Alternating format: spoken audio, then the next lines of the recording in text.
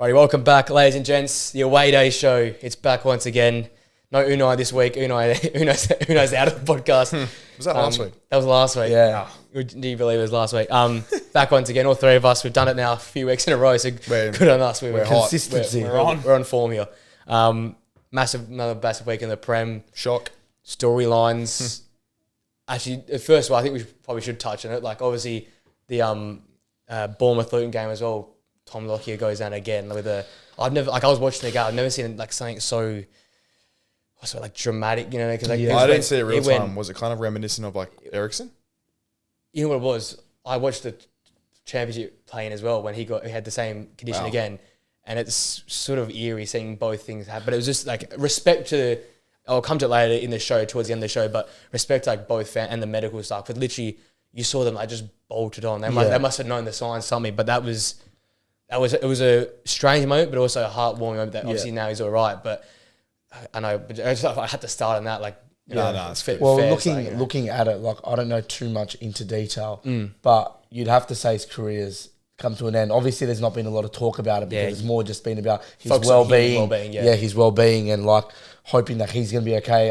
I think he's in a condition, in a stable condition, but I would say it's come to an end. The first time they gave him the all clear to go out, but like if it's happened again and it's reoccurring heart problems, I know he had surgery after the first one, but I can't see many doctors clearing him to go play after this. It is quite sad. Like I don't know if you've seen some of the clips now. They've all come out from the original incident where he said he felt like he was playing and he just like had like a dream and then woke back up and he was like devastated. He couldn't play the final. That was Luton's biggest game of their club's career. It was the biggest game of his career. And now that happens again. He's had a great start of the season, I think.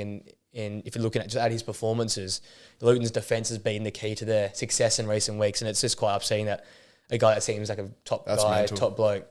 And it's just, the fact I've seen both, it was really eerie to the moment on Saturday. Like, I was like, oh my God, I've seen this happen twice in the space of 4 months. Like the chance of watching Luton play twice. Oh, was the first one 4 months ago? It was championship play, like the final, the playoff final. May. Oh, that's nice. May, June. And that one I thought was because of the sun. Yeah. And he talks about the sun, the heat, get into a bit. But that was freezing cold in Bournemouth on the weekend. So first, I guess respects to this medical staff and all that. And I hope it isn't the end of his career. We hope he can come back and play strong. But I just had to touch that to start off. In terms of what we learned from the weekend, I'll just start us off. But City are vulnerable, I think. Like I haven't come across, and I think each week I'm getting further across. Like fair play. One win in 6. One win in 6, and at home as well. The dropping results at home. Home was unbeatable at the start of the season. It seemed they were too good there. You couldn't find a way to break them down. And then you see Crystal Palace go and put 2 on them in the second half. Really poor challenge for the penalty giveaway as well in the 90th minute. And that was a game. We'll get in the game a little bit more in depth later on, but they dominated that game. And that's a game, like we've been saying, like for the Arsenals or Liverpools. Even if you don't dominate a game, get the 3 points. But if you dominate a game and only manage to score 2 at home against Crystal Palace at all the teams. Yeah. And concede 2. And then concede 2. More so concede 2. That's a worrying sign. Because at the start of the season, I'll let you guys go now. Like, at the start of the season, I said they're going to win this title on the defence. We saw Guardiola get brought in. We know what Rodri does. We know they short out that midfield with Kovacic. And I thought, Haaland might have another great season again, but I think they're going to win it on defence. Yeah, 100%. Has not come at all. It's hoping you guys are going to win it if you do win it on defence, because you guys are solid down. I mean, I would very much compare our game to that game in the sense that we absolutely dominated Brighton as well. Like they had one notable chance in like the 85th minute when it was 1-0. So thankfully enough that goes flying past the post. But it is just very comparable in the sense that we dominate, we score 2, but we concede none.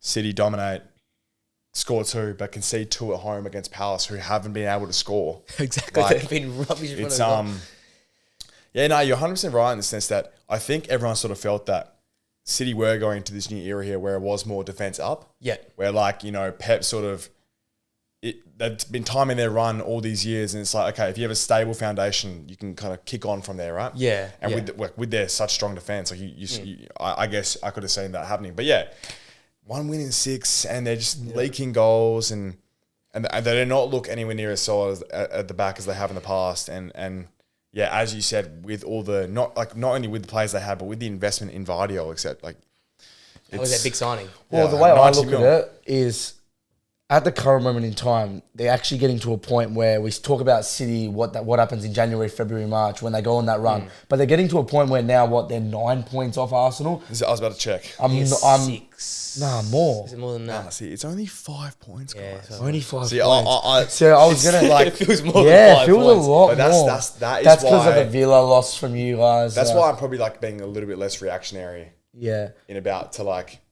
I'm not jumping off it yet, but Yeah. I've been so still on that City going to come good bandwagon. Yeah. But now I'm just going to see, because like you rightly said though, Tots, we talk about this comeback thing, but they haven't come back for more than like 8 or 9 points down. Yeah. Like that's going to be a lot of points. They did last year. If they, what was it actually 9 points? We were like 10, 12 clear. Yeah. It feels I'm like telling you. a big hurdle though, considering the way you guys have improved and how Liverpool improved as And well. I think it felt more so the difference in previous years is that the teams who have been leading have been absolutely flying, like making no flaws. Whereas this year it's kind of like, okay, the guys above them, so us, Liverpool, Villa, it's like, it doesn't even feel like we're all necessarily in top gear yet. And we have the depth now. Like we have the depth to match them where they can't rely on us losing a few players to bridge that gap. It's like, it just feels like, there is no doubt City do feel like they have sort of let off a little bit more than previous years. But Well, just a quick going on that. So what are we, 17 games done now? yeah. So what, 18. So 18. it's about to be 18. So 17, top of the table is 39 points. So I think You're right. It's coming back. This it's guy's coming going to back keep harping on it. And it's coming back. But you win you win it 100%. 85? 85. And I'm actually going to wrong. change it in a couple of weeks to 80. Okay, that. so just say 80 now. I'm not prepared to say it. Say in a with couple chest. weeks Say when, with like, we chest. win You win. 4. Okay, I'll go. So it's just 80 points. You win the Premier League with 82 points. Say it next weekend 82 because points. what's going to happen next weekend is either us or Liverpool are going to win. And So that's it's what going it to is, be more points are going to be dropped from the top. Yeah. 82 points. I'm going to go. Fair enough. And he's looking at that more likely because we're seeing teams up and down the league. Like we said, that last week we had teams trading wins with Villa and all this stuff. So obviously and we saw this week with United taking points to Liverpool, there's points to be had there. But At Anfield as well. I know we'll touch on that game a bit later on. But That was what I that was a learned on the mammoth. Yeah, go on. Like Ten Hag in. What more can we say? Like, you guys, so what is it? You guys won the league on the 17th of December, 2023.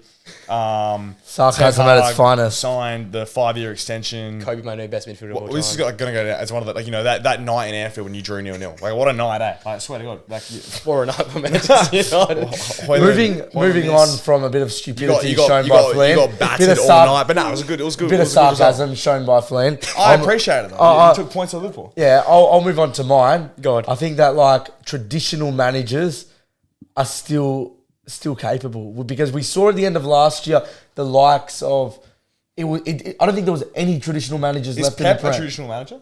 No, I'm talking like Deitch and Moyes. Bro, what are you talking about? Brexit means Brexit is what you mean. I'm talking Deitch and Moyes. Both of those teams would be currently but 7th even and Deitch, 8th. 7th and 8th with both of those. That is impressive. No, Moyes more so, but Deitch isn't that guy anymore. Like, He would be 7th on the ladder right now. but I'm saying is in Deitch doesn't set up Everton like Burnley. But they're very defensive still. They're very defensive still.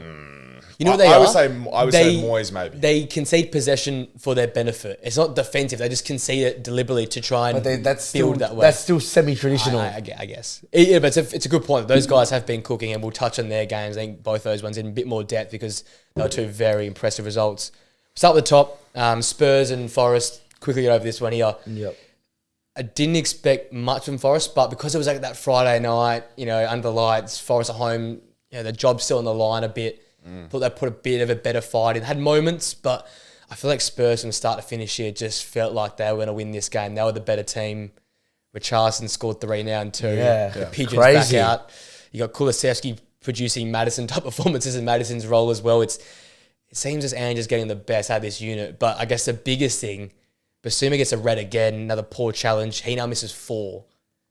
Wow. How does that go and impact their season? I'll get the fixtures up while we're talking about this. Well, but that's on the fixture thing, I was going to say, obviously, another loss for Forest. yep. We were touching on this last week. They have Bournemouth at home this week. That's the It game. feels like for Steve Cooper, would you agree? It feels like Yeah.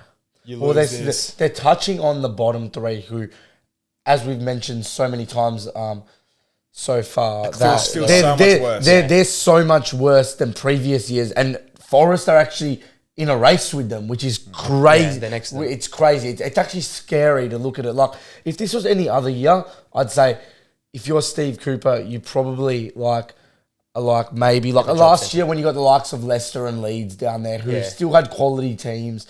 Like, I'm not going down on like the Burnleys of the world and stuff and Lutons, because like they're actually starting to play a lot better than they did. Yeah. They're finding their way in the Premier League, but at a time where we all know whether they're playing good or not, they're far worse than the teams in previous years. Yeah.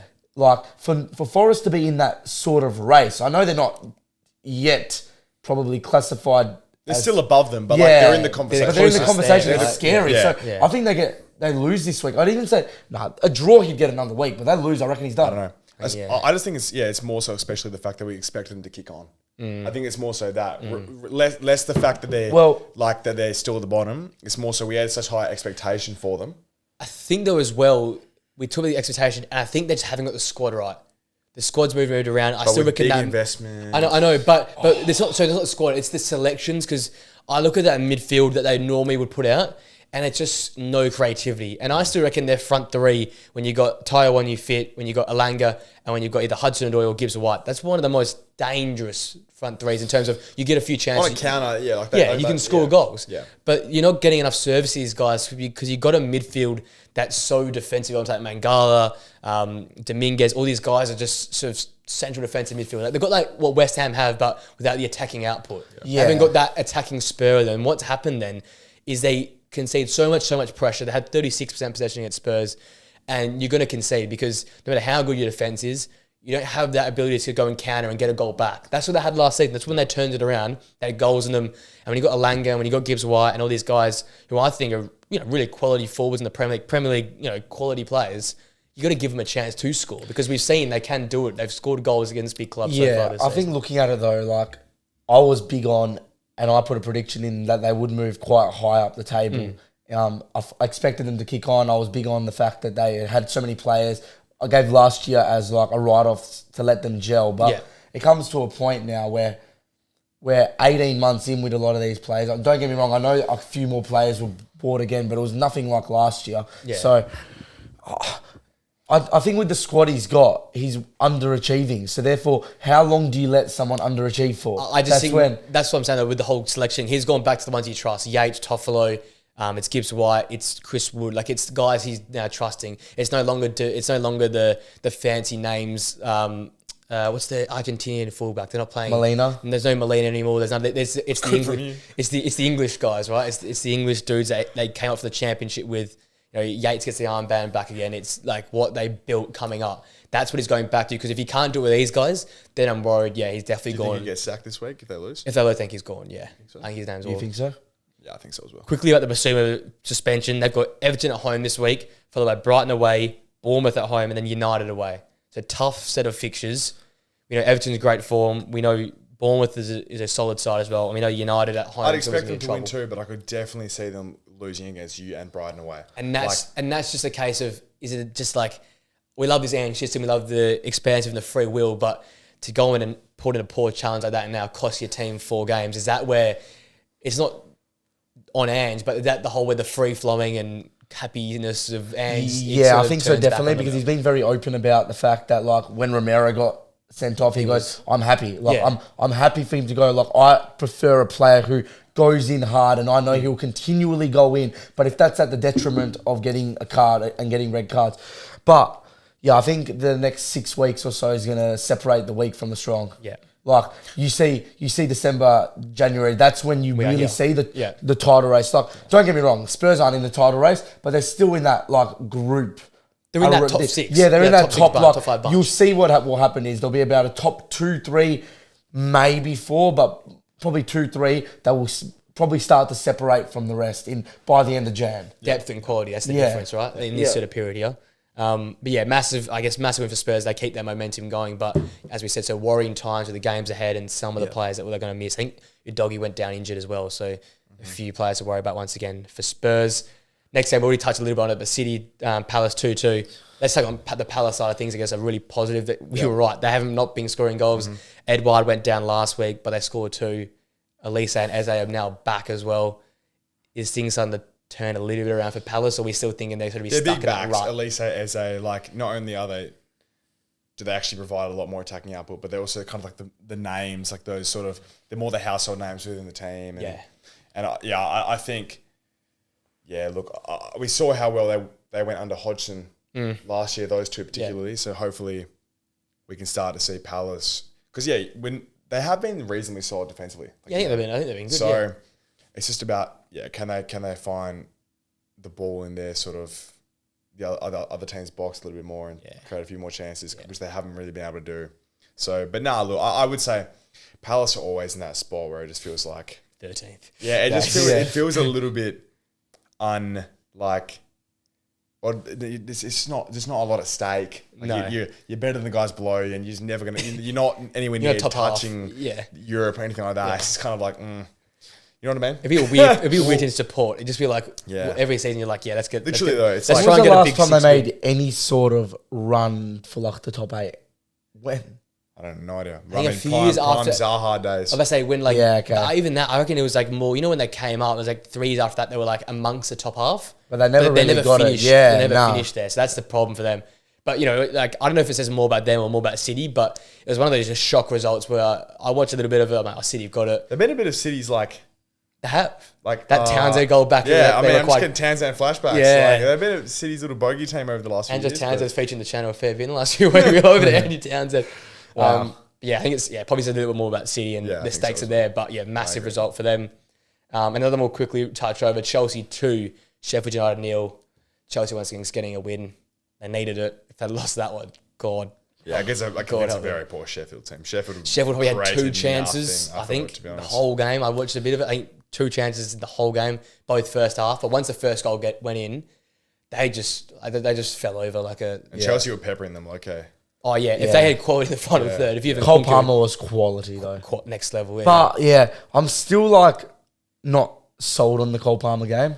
I don't know, like... I'm not saying, like... I think he's a very good player, but, like, is he a top 4 like Champions League player? City sold him, to be honest. See, I don't know. I can see what I don't think he's I think he's a very good player, but I think he's one of those players that will never be world class.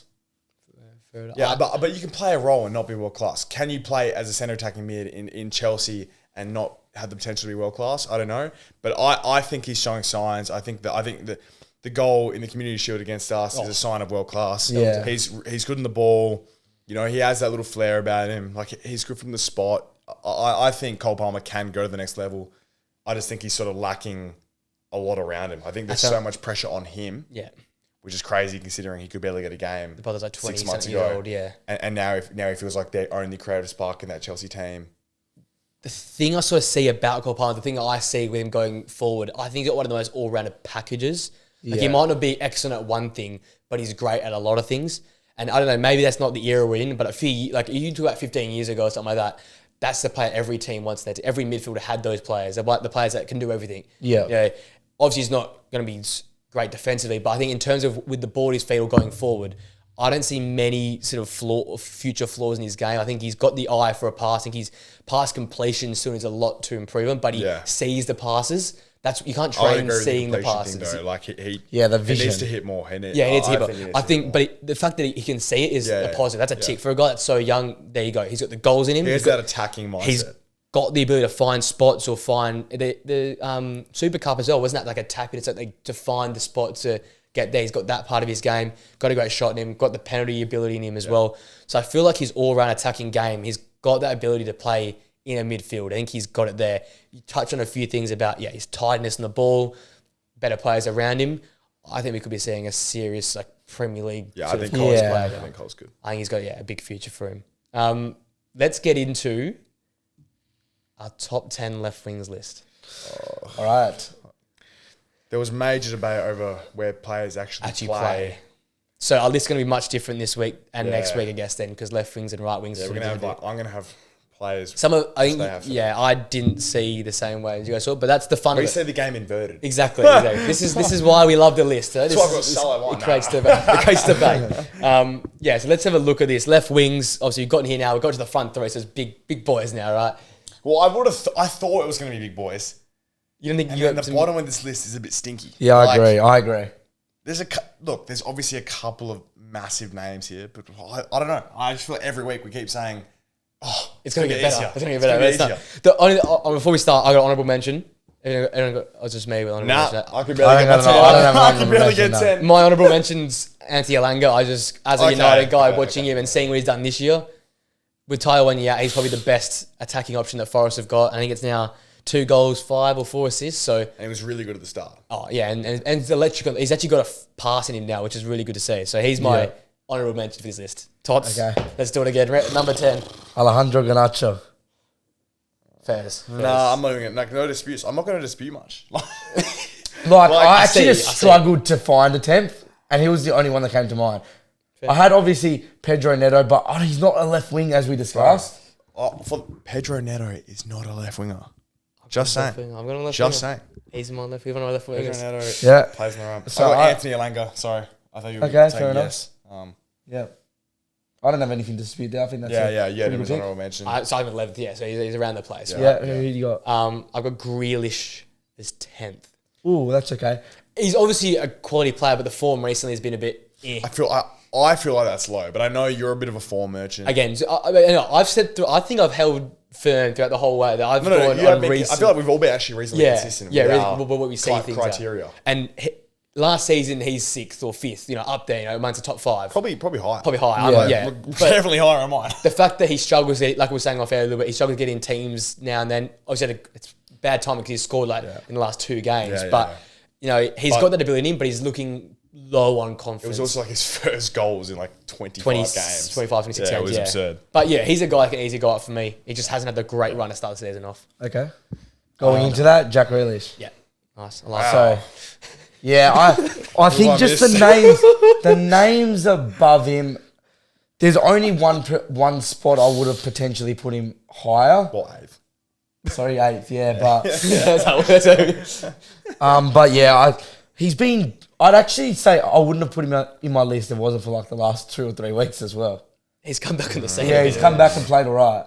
I've for sure Scored some goals.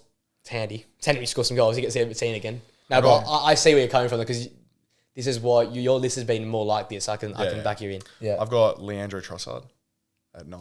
I love this guy, but I didn't put him on my list. See, yeah, like, just doesn't play enough. I know you, man, and you're not wrong. But like, I also think Same party debate though. he comes on like first or second every 60th week. minute every single game. And he gets he gets 20 to 30 minutes every week, and he gets a little bit of output. I'd probably also give him too much credit for like his non-Premier League games, because he starts them and he gets returns. And I also think he's a player that Brighton lost, which is never spoken about. We also talk about McAllister, Basuma, Yep. like even Kukurea comes up. Yeah. Because Trossard left for 27 mil or something. No one talks. And he left with unreal returns. He had when he left. He scores in big games. Like he scored double against Liverpool. Him and He McAllister's scored a hat trick combination. against Liverpool. Yeah, it was a hat trick. Yeah. Yeah, I mean, 3-3 draw hat trick last year. Yeah, and then he literally left not long after that. It was like he had a running weird. it felt like he had a bit of him and De Zerbi had a bit of he got a benched. run in. Yeah, Yeah. it was it. So look, Trossard 9. I don't know. I probably missed someone, but I think he deserves a little bit of credit. That's fair. I've got Rashford 9. Okay, Someone so you've really gone. Someone's really fallen, off. I know. But here's the anti-Rashford club sitting over here. So I actually can understand your point. Just because the fall off has been ridiculous. so bad, that's the only reason I'm getting you. The fall off is shocking. The fall off is it's not like he's out of form. He's playing not even Premier League quality. 24, 25 games he's played. He hasn't 2 goals. Yeah. Is that how bad it is? Yeah, but the thing is, maybe Played I 20 get games just this year. I get the history of I see this every year where he goes one great year, one rubbish year, one good, and then I'm sick of it. If you want to be, It is actually. It is bizarre. It is Like, literally weird. This needs to be studied. Like the literally the Martial and Rashford study has to be done. Nah, see, I'm going to go against you with the Martial one just because he only had one good year.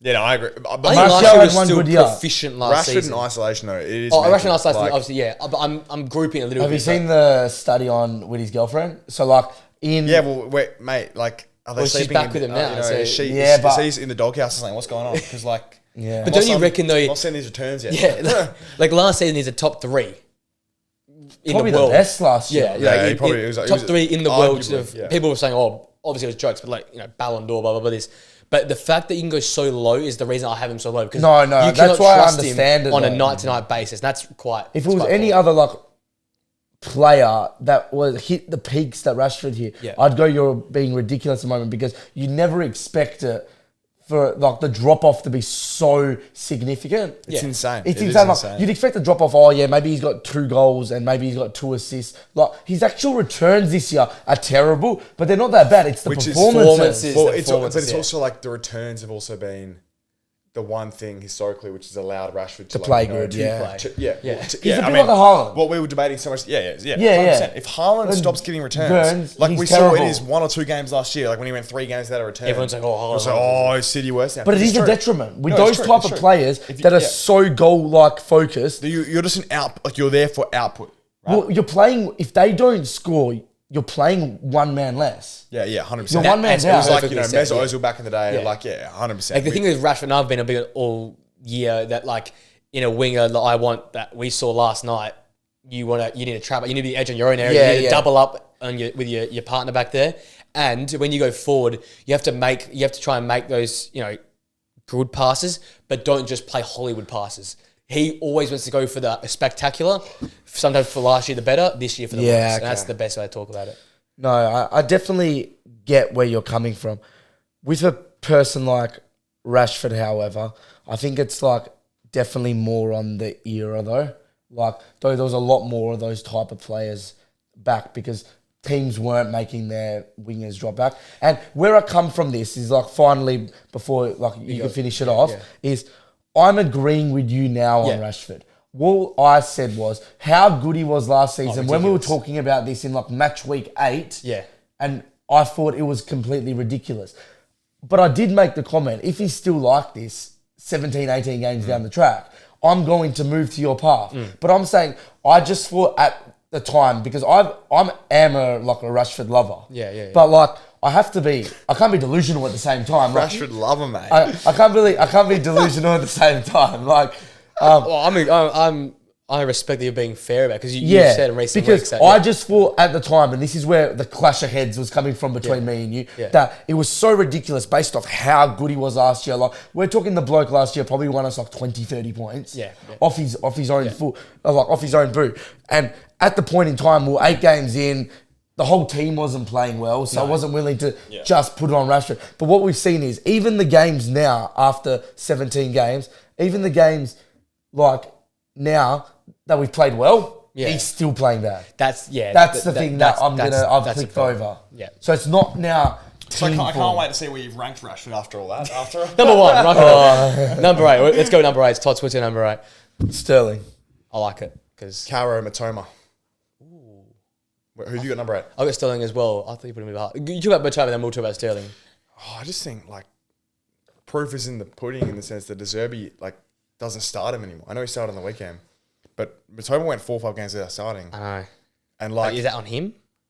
yeah, well, I think it's similar to Rashford in a less extreme sense in that Matoma last year, one thing which got like kind of put him on the map a little bit was his output. He was scoring from like such low XG shots, and he was doing it consistently. He was overperforming his data so much, and it was like, wow, like who is this guy? Like how come I don't really know who he is? Maybe I'm casual, but But Brian classic. But no, I swear to God, it was like his output was so good considering how bad the chances were to an extent. Whereas this year, it's kind of just like I haven't seen a lot from Matoma. Personally, I don't think in terms of his output, because his output is bad. He's not getting returns. And I just think it's kind of like a bit of a sort of like shows where Brighton are at this year. They're just not really on it That's at the moment. I've got him in a bit, but I'll tell you, I think it's as much as a reflection on him, it's also the team and what's going on. Yeah. It's a lack of focus on the Prem, and then also the team isn't creating enough chances or scoring enough chances. So as such, Matoma falls into that. Yeah. But yeah, it's fair. Actually, probably is fair enough because there's some quality players I think we can put above him. Sterling, we both have Sterling. Sterling, that feels maybe it's a bit harsh to the establishment sort of thing. Like that he's been there. He's been there for time now. Yeah, but again, it feels a bit like Matoma for me. The fact that he can't benefit because he's a guy that I always thought has benefited from great players around him. Luis Suarez. You've got all the City team. The whole City team. Like they had that peak with Sturridge, Suarez himself, like that, and Coutinho. They're all playing together. And this is nothing against Sterling. I think he's a quality player, but if you look back through his career, he's played with some superstar. Like we're talking like Premier League greats. So you can call him a tapping match, blah blah blah. He knows how to get to the right spot. But we're seeing that was a great way to put that. Yeah, like he knows at the right spot, and he's a direct guy that if he doesn't score the goals, what else can he provide? 100% agree. Yeah, talking about that, like he gets to the right place at the right time, that is a skill in itself. But the problem with that is when he was at City and partially at Liverpool, like he would get into the right positions, but you had quality players getting the ball into those positions. Yeah, exactly. But who actually is putting the ball in those positions? He's having to be that guy. He also butchered so many of them. Like as in, that was one of his criticisms back then the whole time. Was that okay, you're scoring a lot of goals. Yeah. But you're missing so many as well. And that's why I guess City moved him on. They got rid of him, yeah. Yep. I just think he's become that guy who has to set it up now. And that's what we're seeing. Obviously, we're seeing some new parts of his game, like the weekend, which I thought I hadn't seen for a while. We can get to the bar line, cut the ball back, bang, assist, goal. And he's got that in his game, right? Seen that enough but it's not consistent enough. And he's not that sort of player. He's a player who's going to benefit off that. In a fantasy world, he's a great false nine in a team that works perfectly around him. And realistically, he's a guy that's a poacher. Reject Haaland, mate. That's sort of vibe. Well, yeah, moving on. Yeah. Seven Matoma. So we've already touched on him a bit, but I think his output last year was like quite good. So that's probably why he's I wouldn't say 7 is high, but high-ish on my list. Top 7 of the Prem. Yeah, 7 in the Prem. But like, I'm, you know me, like I'm putting a bit of based off last year. Absolutely. So that's why he's so high. I'll give him a 7 as well. I thought I had him a bit high, but yeah, the thing is as well, the only thing I guess I have to touch on that sort of not shocked me, but caught a bit off guard from your sort of statement about him. I still reckon his performances are very, very good. Every time he comes on, there is instantly Brighton have a sharpened edge. They have a bit about them that we don't see about them, and you watch him and the way he goes about things, the way he goes through defenders, past defenders, how he links with that fullback as well. Whoever plays that fullback with him, whether it be Gross, whether it be Veltman, whoever plays out there with him, it just instantly looks better. And and you said perfectly well, he hasn't started most weeks, like in the last 5 or 6 weeks, but every time he's come on, they look. He's also deserved his first go-to guy. Like exactly, he's come on in 45 minutes, quite a bit, half time a bit. So. Look, I just think De Zerbi's trying a bit too much. Yeah, on Brighton I would agree with that, but we'll get to that. But, definitely. Sorry, at 7, I have Rashford. Fair. Just double check. Yeah. Rashford 7. Yeah, I think we've touched on him already. Yeah. Number 6, Anthony Gordon. Same here. Wow, you two are linking up tonight. Other than for Rashford, I think he's been like really good. And like the only reason he's again low is like I know he did a lot for Everton last year, but he was a little bit injured in the second half of last year. And then like looking at like I'm just based off. I know you probably have a different explanation for this because you go about your process a lot differently. But last year he was good at the start of the season, then he became a bench option. He's now starting again. He had that Newcastle move and it was bizarre. Never played. They sold him cheaper than they would have sold him for. In summer, and then he didn't play. Yeah, it was weird. So weird.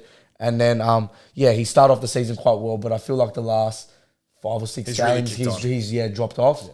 Oh, you dropped off. Oh no, hasn't he? Yeah, I think he's kicking into gear. Kicked on, man. No, he started the season way better than he is right now. Nah, bro. Anthony Gordon. This is what I touch on. Like, I don't want to go like over the top, but I think it's a revolution. This guy went from being an absolute nobody. He's high on my list because I think he's just gone next level. Memed for his haircut and all this stuff, but literally this guy. His first 8 games were quality though, and his last 6 have been against PSG. He's also had good output in these games. His assists in the weekend. I must be losing it then. You know what it is though? It's a clinical passing nature where he just finds the pass 8 times out of 10. And if Anthony Gordon, never thought I'd see the day. And when he picks the ball up, when him and Miggy are both going at a high level, that's fearful for any day. I don't care what defence you are. He did it against PSG. He's done the Champions League. I think he's been one of their best Champions League performers. I know it's taking Premier League out of it, but still, it's really a big deal. It's in the group of death, and he's done very well. Yeah. And I just think his confidence, he's seeing the confidence with him now. He picks the ball up and he goes. I 100% agree. The confidence is night and day. I 100% agree. And maybe it's the whole Everton. I think it's one of those old clubs, so the pressure just feels a little bit bigger.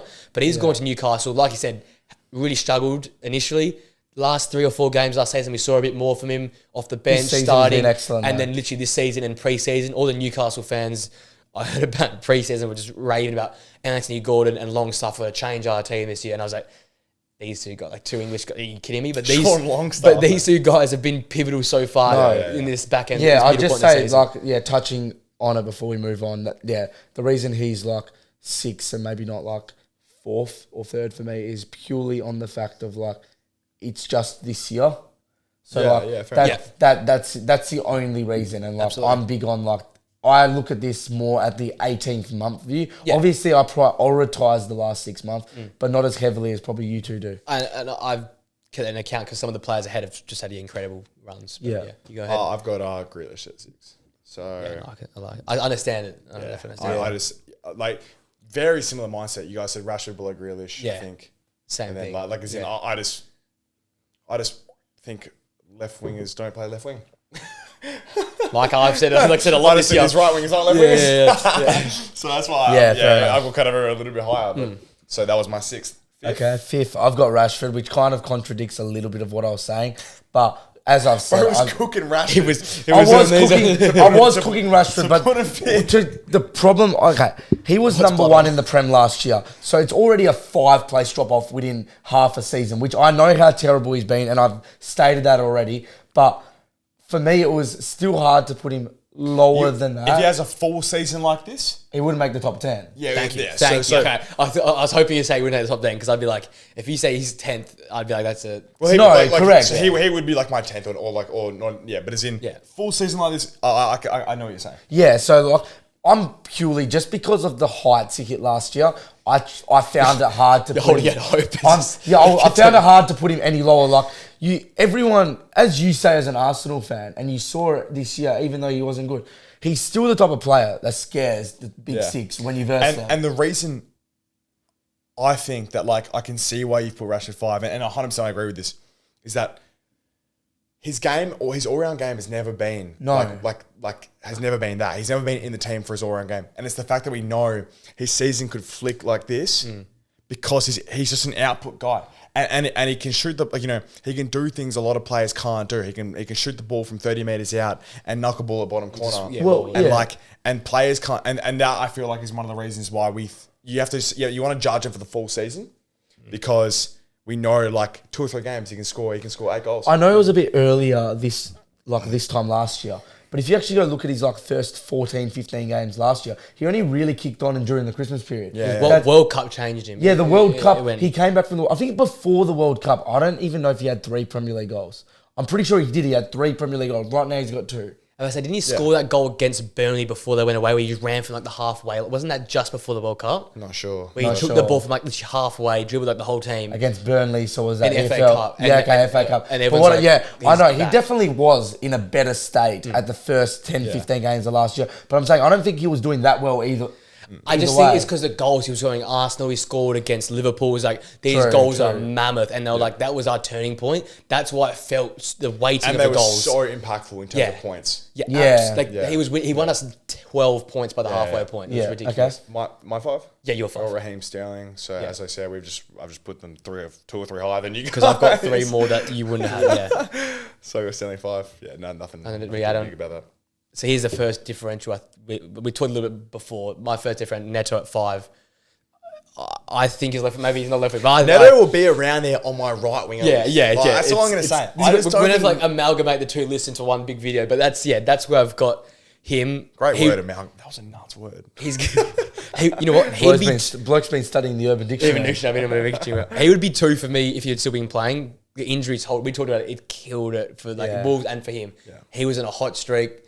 hitting like 7 celebrations for a goal. Like he was doing the Sorry, lot. I shouldn't go on about it. Do you see Bruno Guimaraes, like, when he scored recently, had like 10 celebrations. Everyone's doing it now. You gotta watch the video; it's hilarious. There's so heaps of them now funny. see on TikTok where they hit like 8 celebrations in one go. But yeah, It's hilarious.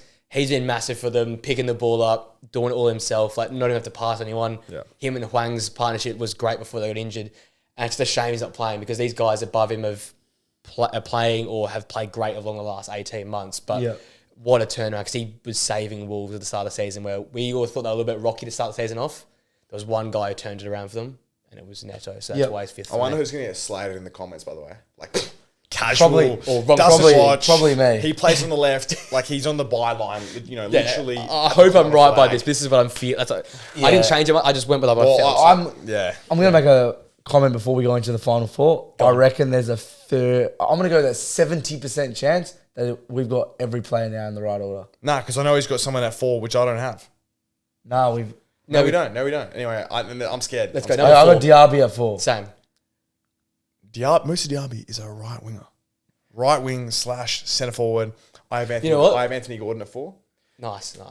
Okay, so our top 3 will be the exact same. I was stressing for a second there. I was like, wait, who did you guys miss? But no, so... Okay, quickly, just because you guys already said Gordon, I just, same reason again, Gordon's a little bit higher because I don't have Diaby, I don't have Neto, because they are right wingers. Okay, so I think, like, again, Diaby would be another type of person that you would have quite high on your right wing list. Diaby's been good, bro. Yeah. But then again, has been benched a bit recently, and I know he started on the weekend, but he started the season on fire. Overshadowed by Bailey. Yeah, Leon Bailey's kicked on, man. Overshadowed by Bailey. Who I hope isn't on this list. No, definitely. I had him there initially, but I talked some sense. Apparently, I'm watching the game. Talk some sense into this guy. Yeah, so number 3. Yeah. We'll touch on Diaby. Touch on Diaby, yeah. I feel like, again, I watch enough of other European leagues and I've watched what he did, the cumulative bulk of work. He was a guy that was very direct. He was a guy that was, like we've seen at the start, very pacey. But I think what we've seen this year under Unai's tutelage is a bit more like of that inside game, right? To pass off, to get the 1-2, the Watkins. I still like what they're doing here with either Bailey or with Diaby. It's players up front too. You're like a false striker, you're like a right forward or left forward, and you work together. And I think Diaby's game, what I think the next step that he's made this year is that the ability to play with the striker or play off that, like we kept saying off air, like they're playing like a 4-2-2-2. Play off these sort of midfielders and the like. So I think that's where he's elevated his game. Diaby's a right mid on FIFA. Yes. That's all that needs to be said. All that needs to be said. Diaby's a right mid on FIFA. EAFC, he's nailed it. Bro. Yeah, well, moving on, I completely agree with most of those things. And he's been one of the most formed teams in the... It's just like Villa's kick, like the kick on they've had this year. I know they had a good end to last year. Second most points this calendar year. 84 points into Unai's take. Yeah, and there's still games left this year, which is crazy. They could hit the 90 mark, but... That's nuts. Oh, actually... Is there 2 games before the New Year? They would have 2 games. They're playing New Year's Eve. Yeah, they would be. Because midweek and New Year's Eve. And New Year, so yeah. Yeah, so moving on to number 3, I think we all have this pretty consistent. Diaz. No, I got Martinelli. Oh, no. No, that is... No, that's... I've got a bone to pick here. Okay, I've got pick your bone as well. Wow. Yeah, I've got a bone to pick because I know... Probably Diaz doesn't even start for Liverpool every week. That is insane. I agree. Diaz is a class player, but he doesn't even start. Like not every week, but no, it's He's not a starter. He's not. I got to bring when his family was there, he's been playing. He only didn't start because he was injured and his family got abducted. Let's be real. Let's just be serious about it. No, I disagree. I think he missed 5 games. I 2 injured, 3 his dad was Diaz missing. is a starter, 100%. No, he is a starter. I just saying it wasn't. No, but I just think that's insanely harsh on Martinelli, man. This guy, did you watch our game last night? Did. How good was he? He's great, but I forget that the output that Diaz has. Harsh, bro. What's Diaz's output this year? Let me check it. He's got less output. He's got less output than Kai Havertz, and that's 4 goals, 1 assist. I saw a photo today. Definitely. 100% he's got less output than Kai Havertz. So And looking Kai at Havertz that, is and a lot Martinelli slower. was levels above last year. And Martinelli is playing in a worse system now for output because he gets so wide in the byline, and he was absolutely cooking Joel Veltman last night. It was insane. I had him skates, yeah. It was insane. And then that Hinchwood geezer came So on. did you? 3-2. Yeah, so 5. Yeah, And what's that's Martinelli? output in 17 games. Martinelli, Gabby's yeah. probably got the same thing. Like, and he's washed apparently. Well, yeah, he's at a bad. I think he's a bad start of the season. I think that's performances have been alright, but the ability in the final third of 2 players up and down this year, Erdegaard and Martinelli, are the 2 guys that let him down for me. Last year was really, really good. I've always rated Diaz very highly though. He's only got 2 goals, Gabby. Like last season, every Champions League game that he played, Liverpool, Champions League game, every Champions League game, they were great in. He's got 2 goals and assists. Yeah, so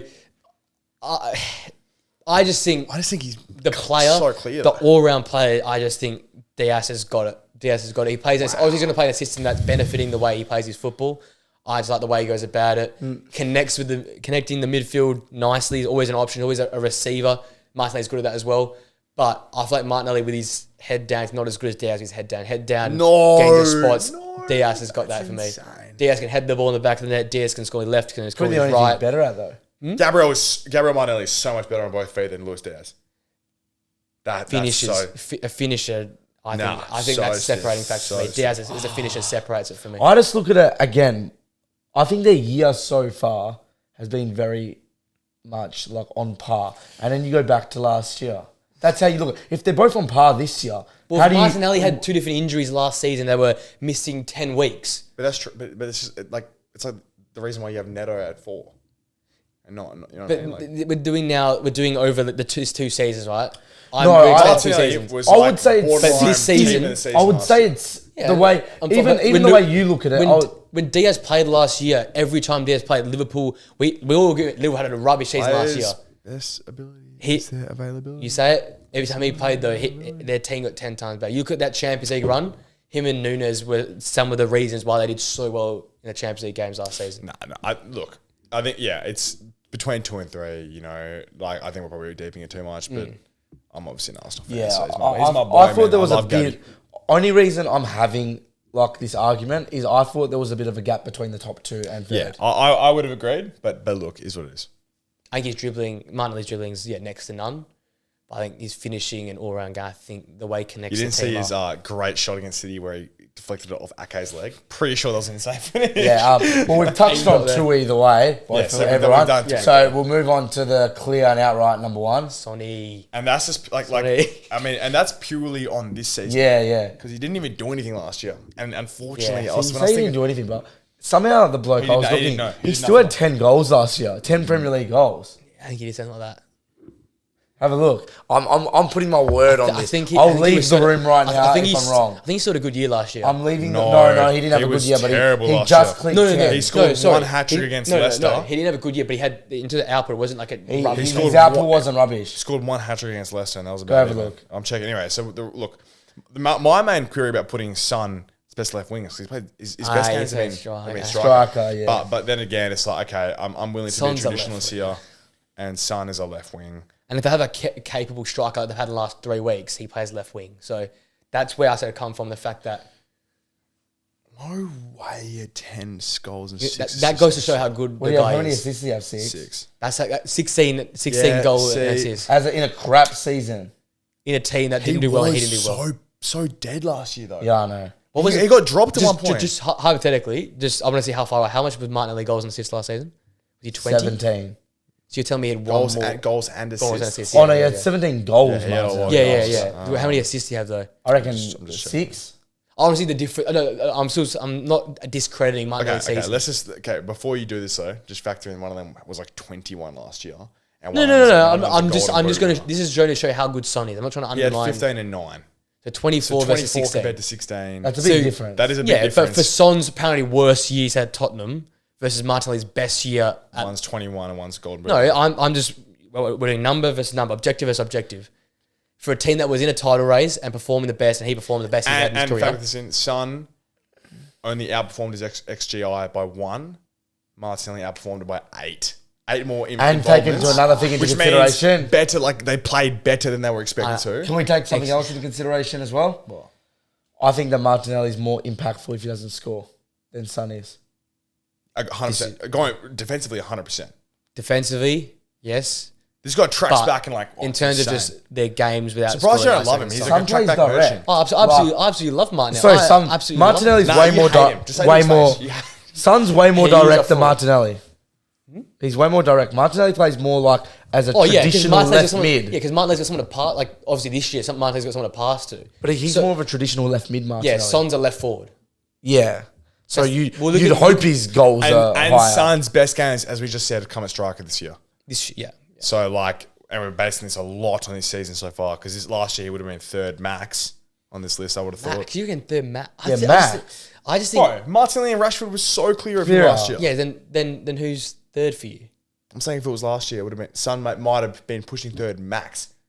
I think you weren't saying he wasn't to be third or something like that. Or something like that. Someone else would be third. Who else would be third for you? No, he's saying like that's the best he would be though. He wouldn't touch top two. I thought you were saying he's going to get the top three. So I'm saying is in, I can be almost giving him too much credit to have gone from like pushing third to like being, kind of consensus number one right now, considering his best games have been at one. Yeah, I agree. But then again, I think you factor in his whole history and how good he is now. Going against what I've done for most things, but if you look back at him, he's been not on pen, second option, blah, blah, blah, and he's still won a golden boot and been second in the golden boot, right? Am I correct saying that? This goes to show, like, in terms of a player, like, and if a down season, 16 goals and assists, like, I think we need to give him more credit than we're saying, he's doing well just this season. This guy will go down as probably one of Tottenham's greatest players. Yeah, he's unfortunately one been of the Premier overshadowed Leagues. by wait, one more statement quickly. Yeah. I think as well, though, touching on what you were saying, Flynn, he's number one outright just purely on the fact, I think the left wing performances this year have been quite poor in comparison to last year. Like the top. In general. Yeah. No Grealish. Martinelli's way off. Martinelli and Rashford were arguably the two best players in the Prem. Grealish and Rashford. I wouldn't say Martinelli's fallen off, but I would say Grealish and Rashford. A little bit he has. Slightly. He can't handle the fact that he's goals and assists. Yeah, okay. Let's go back to the games, but yeah, interesting lists. Interesting. Next will be even more interesting considering who I'll have and who you will have. Yeah. Next on Newcastle 3, Fulham 0. It all changed because of the red card. I think there was 5 red cards in the weekend. But a really silly challenge from Jimenez. Yeah. Basically just jumped into the bloke. And then he's there trying to say, completing his cat. Out of all the red cards, this is probably one of this one of Basuma's. Slow-mo made it look really bad. He went like this and then just landed. It was like, come on, man. I know obviously in real time you're just trying to close the space, but you're jumping with your legs and this is one of the dumbest. He bummed him in the face. Yeah, he literally went through the block. It was ridiculous. And then Newcastle did what they do best. I think they got back to having the extra man help them out. Lewis Miley goes and becomes, I think, the 7th youngest now Premier League scorer. I talked about him a few weeks ago with him and Manu. Those guys have been playing really very, very well. Yep. Both of the matches, 1-2. So Manu's played away at Everton, away at Anfield, home to Bayern, and away at but basically played all the hard games. He played Bournemouth away. Oh no, that was at home. So he didn't even play. He didn't start that. I'm talking about the stars. But then Miley's gone and played 3 Champions League games in the group of death, is keeping Newcastle afloat, and now has become one of the youngest scorers in Premier League history. We're looking at 2 guys. I think even if they do flop off a little, but I still reckon they'll be Premier League quality players going forward. We're talking about 2 17-year-olds. Are they both 17? Who are playing as 18, I think. Oh, well, Miley's 17. Yeah, that's insane. And they're playing in 2 top 6 clubs in the Premier League and that's scary. Not looking out of play. So, yeah, fair play to him. Good goal. Another game where Bruno G had a decent game. So it looked like Newcastle a little bit back. Not as many mistakes. After we were talking about how Trippier and the back has been shocking since they've had a few rough weeks. And no mistakes on the goalkeeper either. Dubravka had a good game. Yeah. Felt the pressure on the goalkeeper. So that was pretty straightforward for them. And Fulham, it's unlucky with the red card in that one there. The next one, the Dyche revenge game. Burnley 0, Everton 2. Dyche goes and puts on a clinic, I think, at down there against Burnley. They just had no chance to win this game. For minute 1, Everton were just bang, a high press at them, chances galore. McNeil, Decore, all these sort of faces again popping up. I think DCL back on the score sheet again, I think. Yes. No. Keane and Onana. That header. That was a header. Onana rose like a bloody salmon. He was above them all by a long way. But then he got 2 headed base goals. The other one was Tarkowski heading it down to Keane. That's Sean Dyche footy right there. Onana header and a Keane goal from centre back. So I just think you're right. 8th, is it now? 8th, that'd be without the 10-point deduction. They would be on 27 points, or 26. Let's have a quick look. Title race, mate. Yeah. Only 12 at the top. The memes are there for a reason, man. They're coming. So, They currently have 16, so it'd be on 26. 26 is equal with Brighton, so it'd be Equal Brighton. 9. That's West Ham and them would be 9-10. 1 point. They'd be doing as good as West Ham pretty much. so your Moyes and Dyching's pretty fair because So they'd be 8th and 9th and 2 points off the 6th. So if the coefficients had worked in their favour and the points would be there, they could have been in the Conference League conversation. Yeah, that's definitely. the level they're playing. What do you think, like, insane. if they continue like this, how bad is it going to be on, like, Everton themselves? The fact that they're going to have lost 10 points. And they could, let's say they finish in a Conference League position, like, that's the rejuvenation. It's a bit of a, like, rejuvenation of Everton, like, considering they were always like that. When we had the big, like, 4 teams back in the day when it was when they had United, Ancelotti, when it was United, Liverpool, Chelsea, Arsenal, am I missing? Yeah, Chelsea, Arsenal, no Tottenham, no City. Yeah. They were always finishing 5th, nearly every year. They're the other team. They were always the other one. Yeah. But, So, I think they'll look at the season in retrospect and be like, okay, we nearly got relegated last year. We had the points deduction. Let's kick on. I think they'll be happy. Yeah, I don't think definitely. there'll be any complaints. And I think what it is then is just Dyche sets a formula. All the players, like they're talking about, he came in, they were all like unfit as all hell. These guys are running, like they are out running teams, they're out pressing teams. They have got this game plan to a T. It's, as I said, let them have the ball for a little bit and then spring the press. Spring Onana, spring Garner, spring McNeil and all these guys. Just cluster it, turn the ball out halfway and let DCL, let Decore and let all these guys go and perform. crazy how good Decore has been in an attacking position. Like, there's a lot of these players now that we're looking at in the Prem who are going like they're completely washed, but it feels like they've just been played. You want to say Scott McTominay? I've not mentioned Scott McTominay yet. Yeah, you want to. I know you want to say it. Just get it out of your system. I'm saying there's a lot of these players in the Prem that have just been, it looks like, used in like non-preferable positions. The thing is that Decore wasn't even a bad DM. He was one of the best DMs. That is the crazier part. Is that like he was good this year at DM. going to be a top 20 midfielder when he was at Watford playing DM. Like in that rubbish Watford side. But like we're considering him as like a top 10 Cam. Like 10, which is crazy now. It is ridiculous how you can change that. But and again, that's all down to Dyche again because he's still defense. He still is basically a number 8 without the ball and plays like a false 9 with the ball. It's just how he gets up and down that pitch. I'll never know. But I think they've got a decent run as well through this period as well. So they could go and string a few more points together. Hypothetically, they win the court case, whatever, before the season's done. Who knows? That springs challenges on the likes of Brighton, United, these guys who are just teetering around the place. Yeah, crazy. Imagine that. They get the 10 points back and they kick United out of Europe. That'd be... Brighton United. Oh my God, it's a good time to be alive. It's about good times to be alive. Arsenal 2, Brighton 0. Oh, absolutely schooled him. De Zerbi got, shown to the real. First time Brighton haven't scored in a game this season. That goes to show you first how time good. in like 20 games. Something like, but this year definitely haven't scored. Yeah. That goes to show how good that defence is. And they literally only had one late chance. That one and skimmed created past by the Matoma, post. to be fair, and Gross, of all players, I put it past the post. Yeah. So, we absolutely dominate. Oh my God, The fact he didn't win 4-5-0 though is a bit I like... tweeted. I was like, just literally like 1 minute for the game. I was like, Odegaard scores 3 tonight, by the way. He should have scored 4. He should have scored 5, mate. I was like, oh my God, I would have, my Twitter account would have blown up, the channel would have blown up, we would have been set for life, lads, if Odegaard just put the ball in the net. Because holy crap, this guy, it was just doing everything. But score. And every shot was being blocked. Lewis Dunk was in front of everything. It was insane.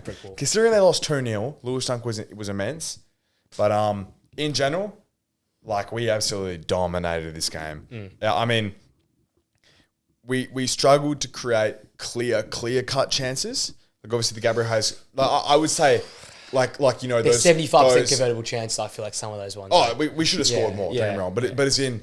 the traditional Arsenal goals I'm used to are tap-ins, open goals sort of thing. When even under Pierre and sort of Lacquer, they were sort of tap-ins. Whereas now, and this is one of the reasons I don't think we're quite there yet, but I think we're so close, is that they were pretty good chances. On another day, we put 4 or 5 of those away in the first half, borderline. And I think, Martinelli I thought he was insane. I thought he was the best player on the pitch. Declan Rice obviously did his thing again. I say, my guy Declan. I had him as man of the match. I think he was phenomenal in this game. I thought it was one of his. Sorry, I thought it was one of his quieter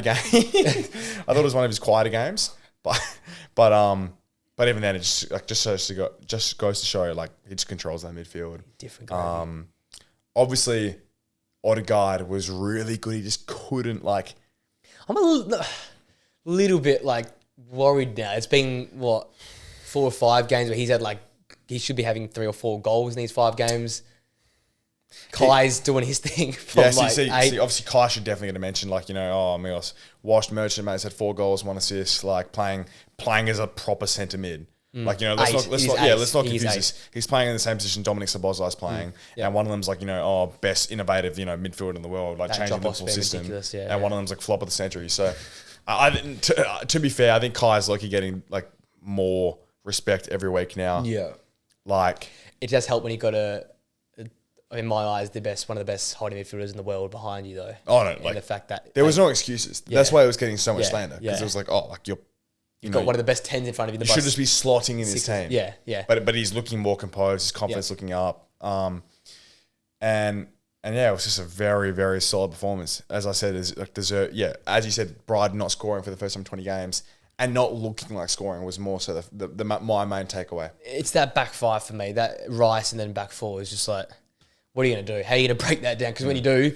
they miss a very well worked out but difficult chance. The fact the ball came very fast, and if Pascal Gross can't score, who's going to score? Because that guy finds I do everything right. So I feel like that goes to show the levels of what Arsenal done. That's what we bring back to the start of the video where I'm like, I think it's roles reversed. If you go win the league, it's going to be because this back 5 that you've got plus the goalkeeper, very solid. Yeah, I mean, Ryan obviously I think he'll find his feet, but that back 5 in terms of outfield players. Right now, is there any back 5 better? Our team looks so good. I mean, I would probably start Tommy Asu over Ben White. I think, for example, that goal Bryden's chance on the weekend wouldn't have happened if Tommy's on the pitch because, and I'm being so critical right now, but Ben White, look, he got skinned by Matoma on that play. Tommy is such a good one-on-one defender. It's insane. And that's sort of my only criticisms at the moment is our fullbacks are looking a little bit shaky. Like Zinchenko once again was a little bit shaky. And moments. Yeah, only moments. But they just because you're so good, it gets blown out of proportion. I feel that. And anything that goes past Zinchenko now was just being absolutely smacked away by Gabriel or Saliba. Those two are the best centre-back pairing in the world. I think there's no debate about it. They are so good. Anything to say on that game or? Didn't really have a proper look into it, so don't really want to comment too much. Fair enough. Doesn't want to put anything on record. But for Brighton, it's getting a bit. Each week it's more and more worrying, doesn't it? Just that nothing really is clicking. Yeah, it's so weird how Europe is so different. It's a bit West Ham about. It's obviously not to the extent, but they're going João Pedro scoring an 83rd minute winner in Europe to secure top of the table. And they're coming back and just looking like nothing. And remember, they 3-0. Was it 3-0? Was it? What did they do last year against you guys at the Emirates? Yeah, it was 3-0. They 3-0'd you at home. 3-0 at home. I know the season was coming to an end, but still, that's when I thought Brighton were in the off season. We went in the off season thinking they're the real deal. I think on the back of that performance, where they went to the Emirates to a team that was the best in the world or best in the league for a good 6 months, and they just bossed them 3-0 off the park. And I know it's a part of a different team, but I think he's still doing a little bit too much. He's doing a bit too much pep where he's just moving players in and out. I think it's also a bit of a situation where they were overperforming. I think we can confidently say now they were just overperforming for the last couple of years. Yeah. And it's similar to Ajax. You can't lose. I mean, Ajax obviously stinking it up in Eredivisie. You can't lose your best players. Literally your best players. Alexis McAllister. Yeah. Basuma. Cucurella, who's their player of the year, Trossard, even Robert Sanchez. Yeah. You just can't lose these guys and expect to be the same, to be able to function in the same system. Yeah.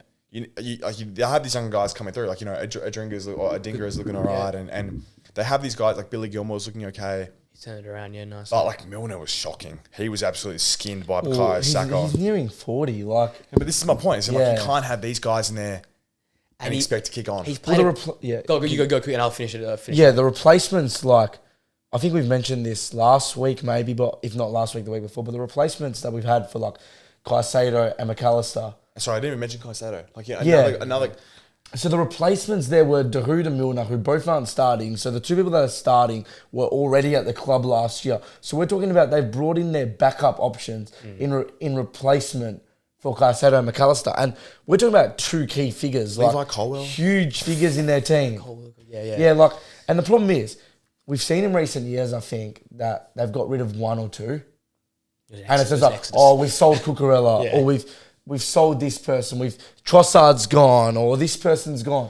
But the problem is, we're talking like 4 or 5 now? 7 or 8. Like, legitimately 6 or 7 players. Like, crazy. I mean, De Zerbi will get all the time in the world. Yeah.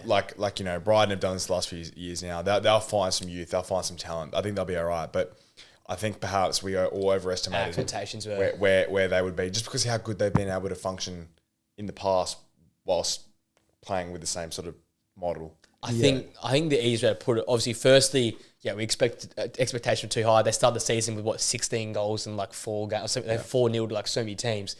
You lose Purvis as well, a pivotal part of their team, equally important, almost like a transfer away. The fact he's been gone forever, it feels like. And then the other thing as well, I definitely underestimated coming into the season, talking about the transfers, is I just expected these players to come in and just adjust to this De Zerbi system and De Zerbi to convert them. But Dahoud and Milner are different players to what they need. Milner was an energetic guy with a tank that just did dog work for Klopp. Like it's not dog work. So starting him left back against Bukayo Saka, he's never going to end well. And you have to do different things at Brighton. You have to play with the ball. You have to be able to transition quickly when you turn the ball over because you're making these Hollywood passes. And you got Dahoud, another workhorse who's played at a Borussia Dortmund system that last season you were playing behind Bellingham and Barney. His brilliance. He's able to now become like a creator or someone to link the play up, which is not in his DNA. I just thought they'd be able to convert them, but obviously De Zerbi's not a wizard, but you just think he is because of what they've done for the last 2 years. You think, Milner could come, the next Estupiñán or stuff like that. But it's impossible to do that. Yeah. So we've got great centre-back pairings in Premier League and stuff. Premier League 11, combined 11. Oh, yeah. The all-star Premier League 11, let's put it that way. So the rules are 1 player from each club. So you can't have just all Arsenal and all Liverpool. I think we'll have a bit of variety here. Yeah. And this is why I put this in this week, because I think it'll be a good week to talk as we approach the middle of the season about some players. I hope we've got different teams and we can, at the end of I went a bit rogue. We list our teams. Same. Who's the best? We're going to agree on who's the best. best. We're going to go through the whole We'll go through the whole team. Few players have to miss out as well. I'll go through mine then. Let's go. So Martinez in goal. Yep. Trippier right back. Yep. 2 centre backs, Silva and Anderson. Nah, off the whole thing already. Left back, Estupiñán. Oh my god. Okay, continue. What? No. Literally. No. Go on. We got the exact same team. Rice, how is CDM. Esther at left back? Rice, CDM. Yeah. How is Esther? Sorry, how Bruno is Esther Paqueta, centre mid and cam. I don't have. Oh, I have one of them. Yeah. Salah right wing. Oh my god, we got the exact same team. Son left wing. And Haaland up top. We got the exact same team. How? My team is Martinez, Estupiñán. Bro, that team stinks, bro. Anderson, Silva, Trippier, Rice, Alvarez, Fernandes, Son, Haaland, Salah. That's my team. So I went. Which Alvarez? Edson from West Ham. So you didn't find one United player to get in there? I got Bruno at 10. Oh, okay. So you didn't have... So when Martinez, Aston Villa... Oh, you didn't have Paqueta? Yeah, I replaced those two. How do you have Esther in this team? Who's Swear hasn't played in so long. I still got him in as a left back in this list. Wow. Well, it was either that or... And then, bro, Trips has been all right, but like... I had to do that or put Luke Shaw... I was going to put Luke Shaw left back. I can't not put Bruno when you got... And then not put Bruno in and put, like, Ward-Prowse. Wow, I don't have a Newcastle player. Okay, after all of that, you don't have a Newcastle after you look at Gordon or Trippier, like... I want to hear this team because I don't know what you've done with this team. You've cooked with this team. I've cooked with this He's team. good. Okay, in goal, Burn Leno, mate. See, your team's already worse than ours. Bro, Leno has been the best keeper in the league this year. Are you serious? Leno's been in... Okay, so Leno. Left back Mikalenko, who has been good. I'll pay that. Who's been better than S2. I'll pay that. It's been better than... I got Thiago Silva and Van Dijk. Who's Salah? Oh. Nah. No more Salah. Okay, this is a bit... Oh, he's ropes already. He's ropes. No. Right back, only because he deserves credit. But I could put Trips. I got Pascal Gross, who hasn't played... He's a left back. No, he's not a left back, bro. What is it with you seeing the pitch inverted? This guy sees the pitch on the wrong side. Pascal Gross. Oh, no, Veltman. No, he's a right back. Okay, but no. It's bad because he plays so much more DM. Yeah, keep going. But I want to Gross in this team because he deserves some plaudits. No. CDM Declan Rice, centre mid Douglas Luiz, Cam Julian Alvarez. No, I'm off that, man. Julian Alvarez as the cam is not cooking. Yeah, keep going. Left wing Son, right wing Jared Bowen, striker Dominic Solanke. Oh, Mate, he's our teams are way better. He's done to my bandwagon. I thought slagging me off last night. Because your teams are better. Because because you're just picking the best players. Like here's Haaland who hasn't even been that good. Like Salah hasn't even been. So we got the top two Golden Boot players in the league. We're gonna put 8 past your team. Yeah. With Leno's palming of the ball, we'll just get Salah to get tap-ins off the rebound of the parrot. No, but that's irrelevant for the team though. When they've been the best players in the league, Leno's been the best keeper in the league. Jared Bowen needs to be in this team. Jared Bowen, that's fair. Solanke has 9 goals. No, I'm a Solanke fan guy, but you're putting him over Haaland, Erling Haaland. You're playing Julian Alvarez at 10. Because Haaland has missed so many chances this year when he's in the team to score goals. Haaland has got 14 goals. Yeah, but he's been a bit mid, bro. Son is in the team. Alvarez, this is my argument. Alvarez, I got abused. No. I think you made a mare. I think you made a mare. Julian Alvarez at 10. Out of all the 10s in the prep. Julian Alvarez. If this was a multi... Screw Bruno, we'd be bro. playing Bruno, Martin. No, Alvarez, we'd be paying $1.20 to win our team. Because I could make the best team for on the day, but this is based on the season, bro.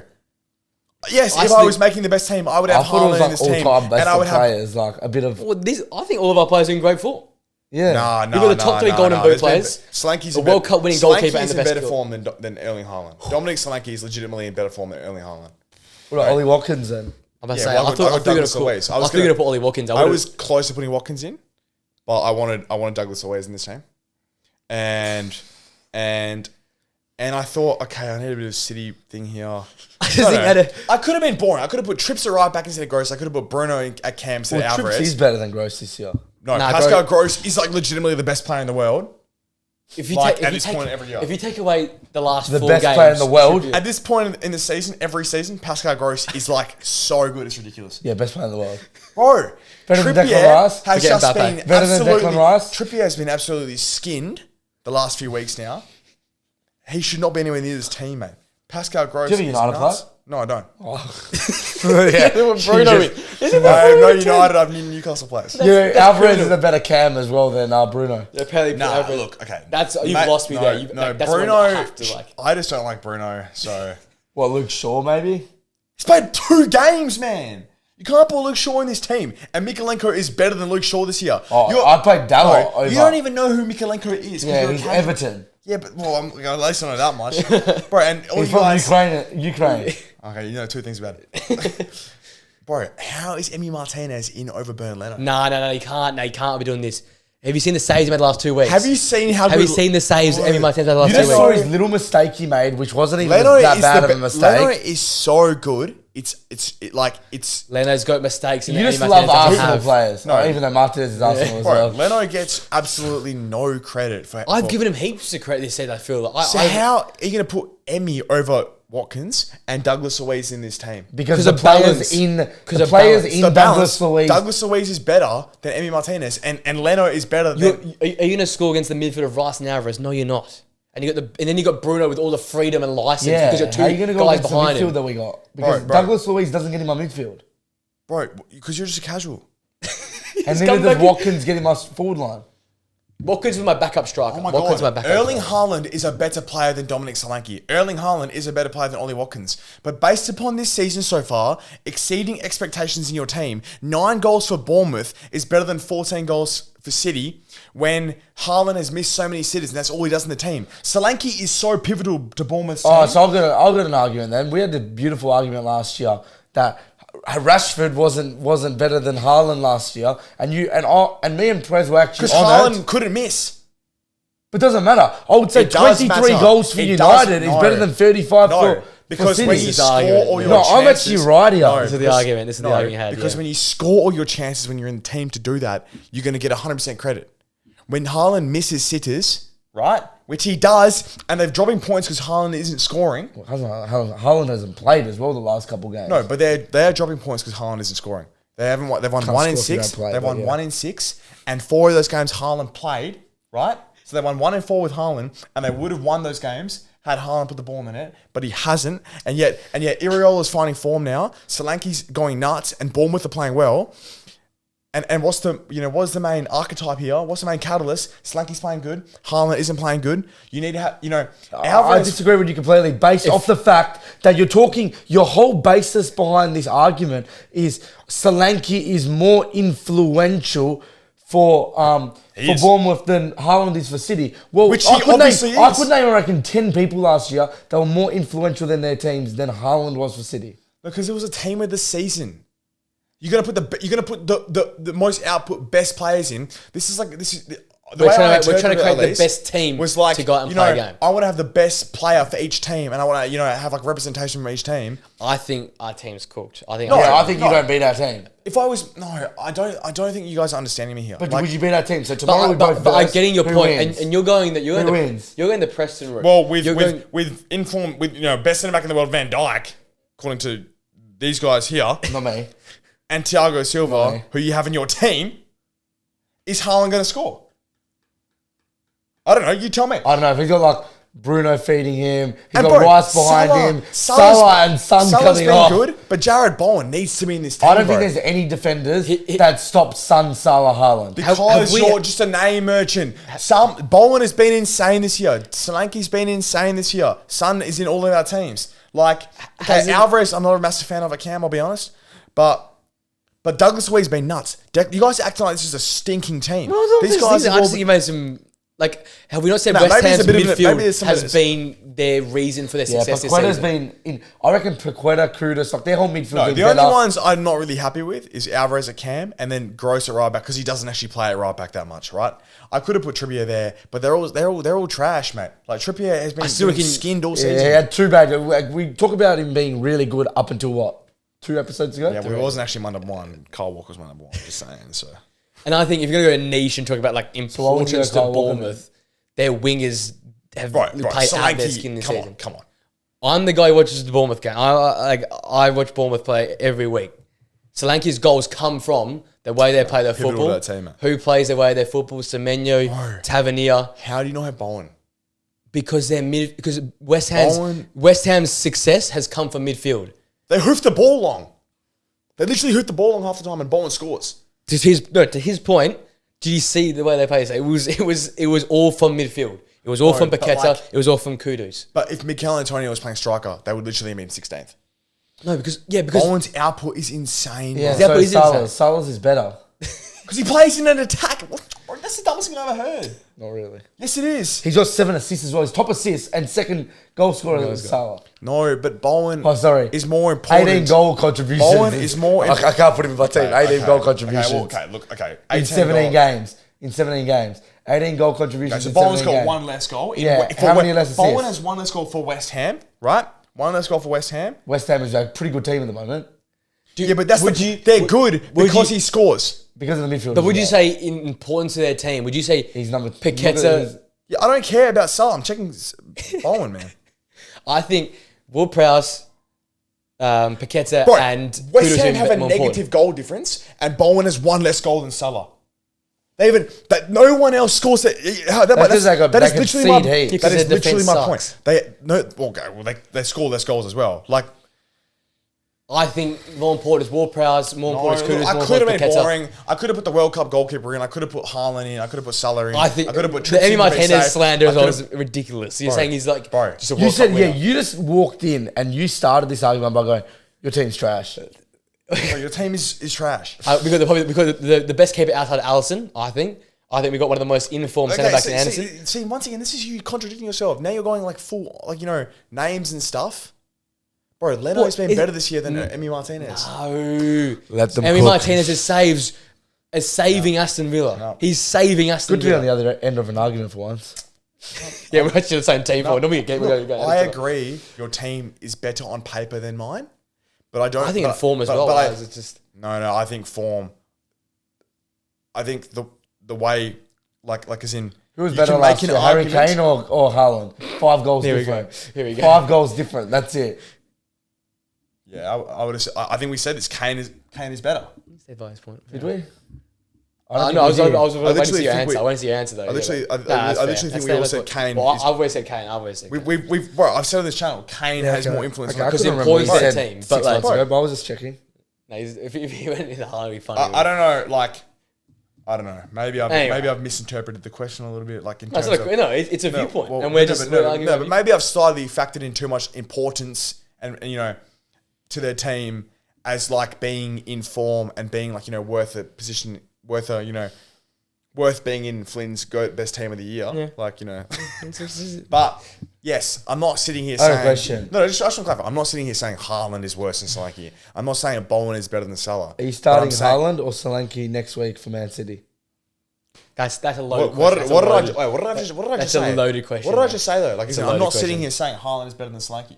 Solanke is better than Haaland. I never said that, but you're saying on form. So who are you starting if it's tomorrow? On form because of his importance to their team? I'm asking you a question. Bro, if I was making a team right now, I would put all City players in this team. I would have more than just Alvarez. What are you saying? It's like I think that when the first names I put on my sheet was Martinez, Salah, and Haaland. I worked in everyone else. Nah, see, I had Salah in mind first, and I was like, nah, Jared Bowen deserves his plaudits, bro. Maybe I'm just a plaudit merchant, but like these guys deserve some credit. No, fair enough. And I can't discredit the West Ham.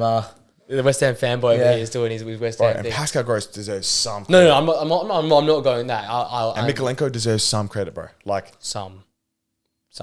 Mikolenko deserves. He is good, but he's not. Okay. Nah, Mikolenko's nuts. I wanted to put Decore instead of Alvarez at Cam. That'd be a better shot. But then I was like, I'm not sure with the Alvarez thing. But then when Alvarez had a bad few weeks, I get that.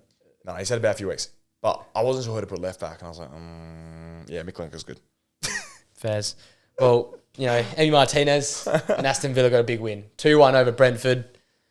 Bit of scuffle. Big win. They got lucky, mate. Bare me red card. Big going on in this one as well. Another red Martinez card. Another red card. Martinez and Mulpay getting into it. What a surprise there. Yep. And yeah, Aston Villa with a great escape, I think, because the red card game changed after another game where the game changed after the red card. But for Villa, this is another step in that direction because once again, I still consider it one of the harder places to go. Brentford away. We know their home record last season, unbeaten outside of Newcastle there last season. Not the same team this year, but it's still very difficult. We know how Thomas Frank sets them up. Difficult team to defeat. We know as United fans, it takes a hell of a lot of huffing and puffing to blow that house down. So I think a good win for Villa. Another goal for Watkins. He's rolling. Diaby again. We saw him start this time around. How good was Douglas Luiz? What a player. Great game. What a player. Great game for him. In all seriousness, really, him and Kamara. I know Kamara got sent off as well, but those two. Yeah, Kamara. Oh my god, those two were great in that game. What do you think? Like, I know you're going to go and say they have the potential to win the Premier League, but what do you think they're really capable of achieving? Third. I've seen it. Mate, I can't be ridiculous, can I? I really want to be. Shaq me. I know Unai Emery's game. He can't fool me, man. He can't fool me. I really want to say third. Who's the two you think they're going to finish above them? Liverpool and Arsenal. Who do I think? I think Arsenal City will finish above them, but I've just got Liverpool, man. I just can't see Liverpool holding on the whole time. Yeah, neither. I also think I'm staying on my horse. I think if they were to finish third, it'd be above Liverpool. But I also think Liverpool will finish. They couldn't break down Johnny Evans at home. But I think Liverpool will finish above them. Just saying. But yeah. I think City. I think Villa. That's the highest. I think Villa can cook. They can be a pain in the ass. The amount. Come on, boys. We're being ignorant here and naive. City are only 5 points from the top, bro. 3 off Villa right now, aren't they? January, they look at that like the Flemington straight, mate. They just kick. And they just kick. Tick, bro, Pep whips out the whip. Do you think Villa's going to try and make some reinforcements? Absolutely. So like, there's money that I had. There's money. Where would you look at specifically? If you get another number 10, Unai. You know number 10. You get another winger, and you get a right back. No, is the number 10 because Zaniolo's going to get the suspension? That and because one injury, you saw Coutinho. They literally replaced Daniel instantly for Coutinho. You lose another one of them around there. If they're going to go for it in Conference League and Premier League, you need reinforcements there because they play a very energetic style in that midfield. You get a right back who's defensive, not Konza, to back up Cash, and you get another winger just in case one of those two goes down. And that's your 3. And then you say we're set. We put our head down. We go for both. We go for Premier League. Yeah, we go for you say to back up Cash. Though, but aren't they more playing a 3? Aren't they more playing like a 3 kind of with Cash pushing on? Well, what they do in bigger games, they play Konza in there, so they play a 3 with the ball, and they play I guess in a way some sort of a fallback without it. So Konza goes back out to right back, and then Digne drops back in. Because when in the possession, they go Konza, they go Diego Carlos, and they go, I blanked. Pau Torres as a 3. Yeah. And that's why Emery's like that, because they're doing what you guys in City do. They play 3 with the ball, 4 without it. So Digne, as his left winging self as a fullback, comes back as a 4. Konza drops out to right back. He's got that Joe Gomez ability to be up and down, the agility to do that. So if you get an actual right back in who can be a more defensively, orientated right back to back up Cash for the big games when you don't have to play a centre back at right back, then you can go play a away game in, I don't know, Russia or something, wherever they have to play in Europe, like some really, rubbish place to go and play away. And then you can go to the Prem and play, the Hollywood players and play, Cash and Digne.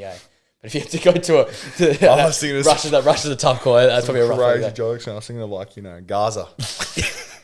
Go to a war-torn away country and play some absolute Brexit fullback. Going to Gaza, and what's the capital of Ukraine, mate? I don't know. Anyway. What is it? I don't know. But whatever that is, when you're playing I think we should move on from this topic. I was thinking if I was going to buy a new, I'd probably buy a new keeper. If I was going, this guy, man, this guy's in a wind up today. He's in a wind up. Nah, it's just too many mistakes out of that one. Oh yeah. Okay. Anyway, what was next? We're on next. West Ham 3, Wolves 0. You would have watched the game. Oh, I did actually because I only watched the second half because I was actually out and then Party merchant. I was actually at a dinner. Dinner. The festive season is around. Got to get on the family family dinners. But yeah, I got back, watched the second half before the United game. Was like trying to get down some coffee, so I would have fallen asleep for the United game. So drinking a bit of coffee while watching it, and quite enjoyed the performance. Like obviously, watching West Ham isn't the most spectacle of a performance that you're gonna watch because they don't touch the ball, but it's like. They play that perfect brand like you were talking about with Deitch, but they just wait for that perfect opportunity to pounce. And then thank God they've played like Jared Bowen up there and put those chances away. No, I swear to God, literally, thank God. Kudus in midfield. But Kudus and Paqueta are thank God you've played like Jared Bowen. Balling out. I don't know if you watch what Paqueta does when he receives the ball. Do you see the flick he did at the end? Oh. Yeah, the flick to Bowen was crazy. What a run from Bowen. No, fair play. That was actually that was a nuts give and go. That was nuts. And that first one, the second one to Kudus, little bit out of the foot, waited to perfection. Kudus 1 touch, 2 touch goal. What a signing though! You've seen the memes about the Kudus Paqueta. United signed the wrong 90 million winger out of Kudus. They only signed him for 35 million. I know, it's ridiculous. And all the Ajax players. That brother Anthony is just so washed. And he actually, this is what I don't get. Kudus's actual expected returns at Ajax were quality, whereas Anthony never had the returns. He's never had them in his career. He's just washed, man. I don't know. I'm pretty sure his most ever was 10 goal contributions in a season. So you paired him up with a striker who scored 9 last year. Pretty good, I reckon. Yeah, pretty good.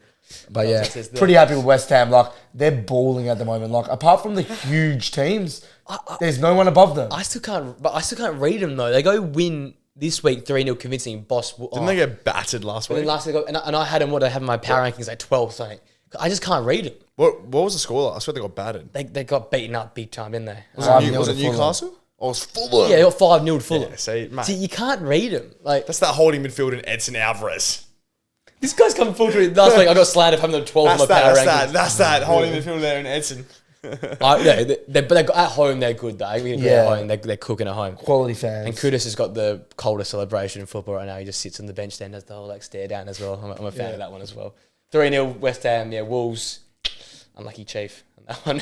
Gary O'Neill's not cooking. They need Neto back big time. They do. And the ball fest at 1 o'clock in the morning was Liverpool and United 0-0. I got a ball to pick here. I got a ball to pick here. Been looking onto Twitter half time and you ever what to pick? A bone to pick. Okay, I'll just make sure. Liverpool fans, a bit quiet there in Anfield. I heard after 5 minutes a bit Speakers of you'll never walk alone, and then disappeared. Speakers got disappearing. No, I have actually heard this about Anfield that they just disappeared after 5 minutes. But I have heard this that if they're not winning or battering teams, they just go so quiet. That's embarrassing. They were up for it in the first 5 minutes, but then once it's because all their fans are the ones we know, and just Just saying, like, Onana did say it at the full time in his press conference. Couldn't even hear them. That was ballsy. He goes, I can't. He goes, what did you think of the Liverpool fans? He goes, I don't know, didn't hear them. Didn't hear them. But he says, well, like, I'm Manchester United goalkeeper or something like that, and he's like, I don't hear them or something like that. I was like, fair enough. He's like, fair enough, yeah. Fair you know what? United nailed their game plan to a T. Wow, like it was the exact game plan they needed to play though. Like I think even if Bruno was fit, I think Bruno, that's the type of game where Bruno either has to play as a fourth midfielder or on the wing. I think though, if you play him, McTominay was the perfect 10 for that game because he was playing as a 6 in defence. He was doing the Decore role. Yeah. That's what he was doing. So he was doing the Decore role instead. He was actually dropping back so deep as we're defending. But then he was also pushing up the field and helping if you have Bruno in that McTominay role in terms of going forward, I reckon we score a goal. But it might not be as good defensive. I'm just going to play devil's advocate. God, play it. You know, you got like you both sitting like you nailed the tactics to a T. Oh, we drew 0-0. It was 0-0, and you were not, and they were by far the better team. I reckon we had the best chance of the game. Hoyland's chance was not that good. It was the best chance of the game. No, but second half. Answer the question: was it the best chance of the game? Yes or no? I don't agree. What chance was better? Well, I fell asleep, so I can't remember the highlights right now. Well, our second half was better. So I think their second half. Was. So what chance did they have in their first half? All they did was get thousands of corners and get a header off it. That is all they did the whole game. They had like 15 corners and got a header. You just can't sit here and say you nailed tactics when you drew 0-0. Like you didn't even win the game. And nailing the tactics when you're expected a 7-0 when loss, you're Manchester United. I'm sorry, this is just what I'm saying, bro.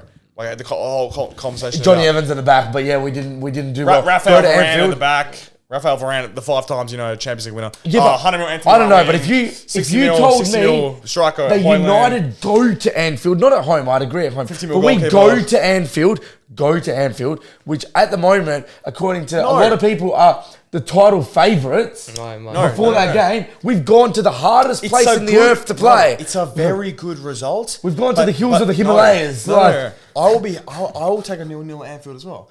But for me, nailing tactics and great result. But if you're taking it, at worst case, winning 1-0. Worst case, you guys nailing your tactics last night was winning 1-0. No, I disagree. Because you're saying you'd take a point at Anfield, but you're a 10 times better team than us. So I'd say it's that nailing tactics. Because taking a 0-0 isn't nailing. That's not Arteta nailing. You said that's all right. You said that's a decent result. But you said I didn't. I said it was a great result. Yeah, great result. So you're nailing tactics.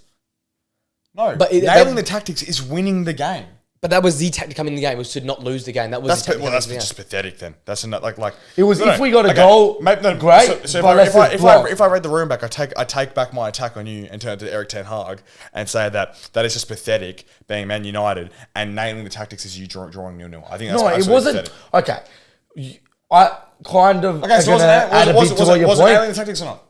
I'm talking on what his point said. So his point was, I think it was just to try to get a draw. I disagree with that. I disagree with that. Obviously, they've gone into the game to win, but the thing was, our number one focus is to not concede. Did Man United meet their end goal? I'd say they met the number one focus. I think they had true. I think that there was 80%. What was the goal before the game? I think the main. How many points? The main goal was to not concede. They want to win 3. How many did they get? Yeah, but the main focus was to not concede. I think the first team this year. I think to not let Liverpool score. They did this. They didn't let Liverpool score. The first team not to let Liverpool win. And I'm fine with the result, but I think the performance is what they wanted. And you can say all you want, and that's fair enough. Take points. The performance. You were on the back foot the whole game. The aim was they didn't have a clear chance. You were on the back foot. They had no chances. You were on the back foot. They had no chances. And you were on the back foot the entire game. But they had no chances. But that's just pathetic. But you're Man United with against a team that they haven't lost a single point at Anfield this year. They haven't had one game this year where they haven't scored. So much more respect. I would have gained more respect for Eric if you guys lost 3-0 and actually gave it a crack than drawing a 0-0. No, the mentality's not there to lose 3-0. It's going to be 8-0 if they concede 2. I understand, but I'm saying it's you need another one of those. I just think this is just the whole problem with United. Like, the fact that the standards have dropped so much, where you're saying, between Everton and Brighton before, and now you're saying, nailing tactics. You went away to Anfield against Liverpool, and you drew 0-0. Like I just think it's it just is representative of where the club is at now. And I no, understand. I'm agreeing with that. For word for where you're at. No, but I'm not disagreeing. That's where the club is, though. You're acting like right now with the squad we have, with the investment you've had. Okay, whether the investment is good or not, they aren't of quality to go to Anfield and expect to win. I can deflect it straight back up. You can put a mirror up to Liverpool because it's not the same. Okay, it's not the same 100 millions, but when they came to Old Trafford, I'm speaking Ender Ferguson, Moyes, Van Gaal. They came with the exact same mindset to come to the Old Trafford with. It was park the bus, and I remember that Benteke goal was the bicycle kick in that game. That was almost the exact same game like we saw last night, where if Højlund had scored that goal, it would have been the exact same thing, but we won that game. We won like 3-1 that time. But it's the exact same thing. We're in our stage of where we have to go to you and literally give you all the respect and let you do all your things and pounce with individual brilliance. That's where we're at. And I think, to put it clearly, that's where it is at. Have gotten better? Yeah, Liverpool have been to that level. What we were last night. Yeah, that's what we're saying. And you're so much worse than under Ferguson. Yeah. So I don't necessarily accredit that to Liverpool being better. I think you look at that team with Barini, Benteke. No, but it's also more so as in I think the aura of United, like is in that a lot of teams, has dropped. A lot of teams take it to you guys now. The same, the aura of Liverpool disappeared during the 2000s, where in the 70s and 80s and 90s. doesn't like, maybe now it's just slightly come about. It disappeared. No, but I think this is my problem. I'm not saying, I need to clarify. It's a great, it's a very, very, very good result. You got a point away at Anfield. I understand that. But I just think in terms of the sort of response to this result being, nailing tactics and okay, but this is good. You know what this is like? I just don't know how you I'd say you nail tactics if Man United made the Champions League at the end of the year. I would say you nailed the execution of your of the pre-game tactics. I wouldn't say that the tactics were one, and I know this isn't what you guys are saying either, but they're not one that United should hold. And two, I don't think going away. So did Ten Hag nail tactics last year, finishing third? I'd say exceeded all expectations. But I think to your point, you can't expect United to win the league every year anymore. You think United fans still think we can go and play like that. I think everyone now has come to accept that it is not the team that was last season. It's not good enough to go and we last season we thought we were good enough.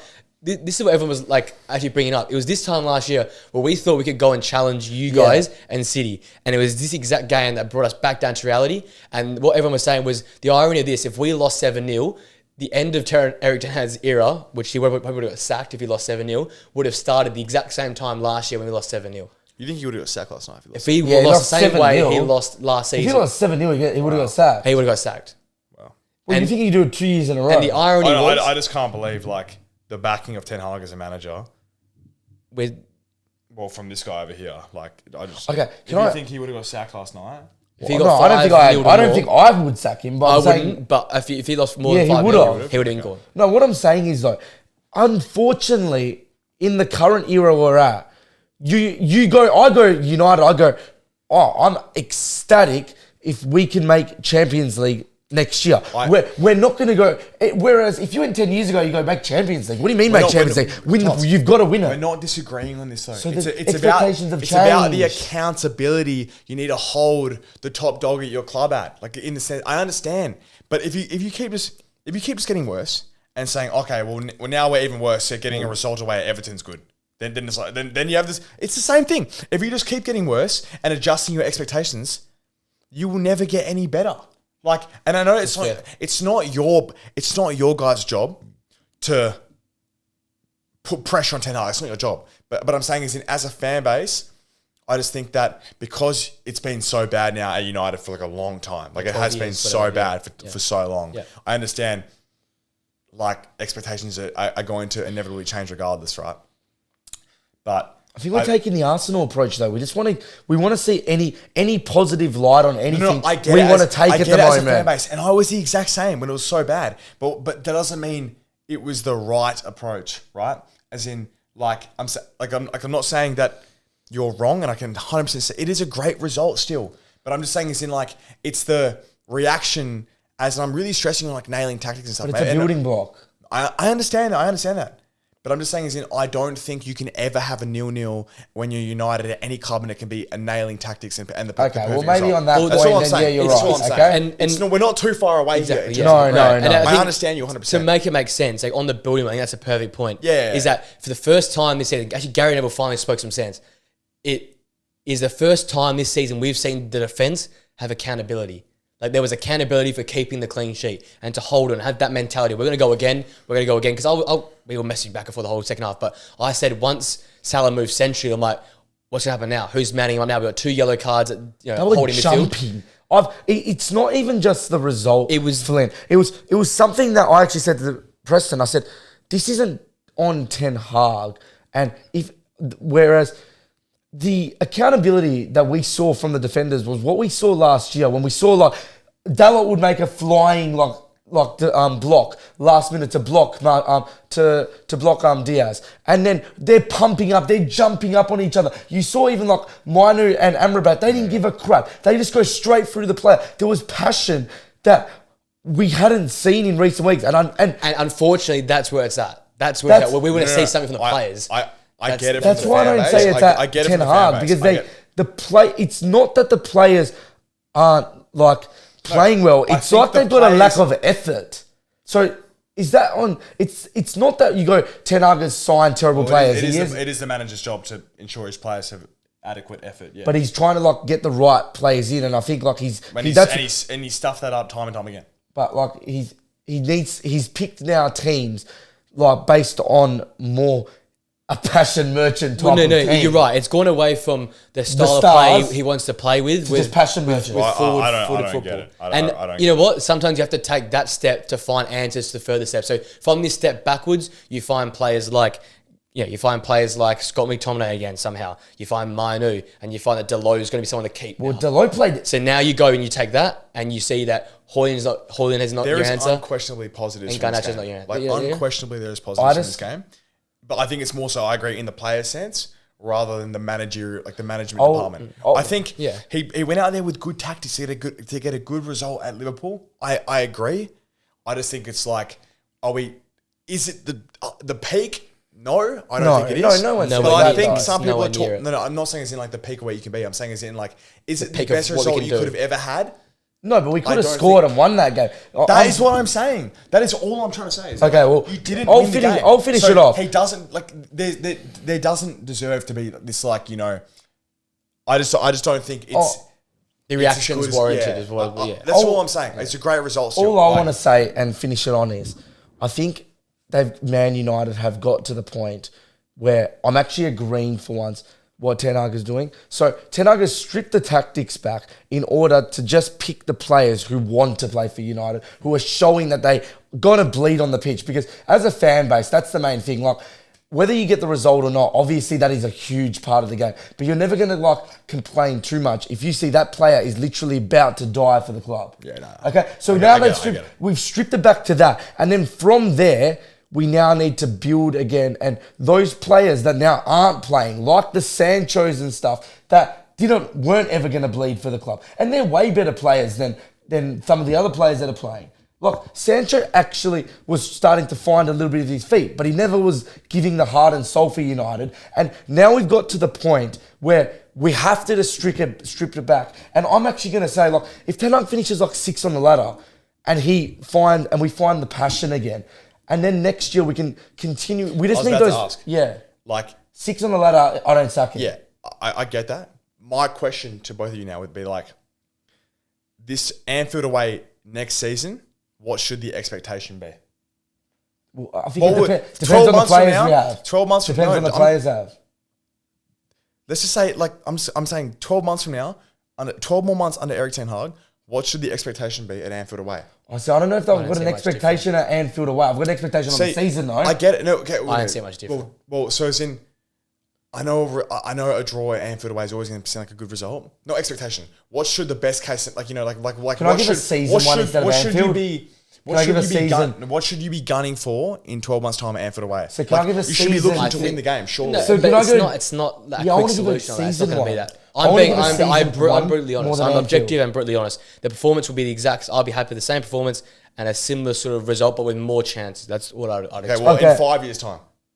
Should you be- Obviously, I've got a really clear... like you'd say under Jose, when Jose's first year would come, you'd be like, if Jose's here in 3 years' time, I'd expect not us to sit back as a 4 or 5. I just play with a 4 and a 1. I know it sounds like a dumb question in 5 years' time.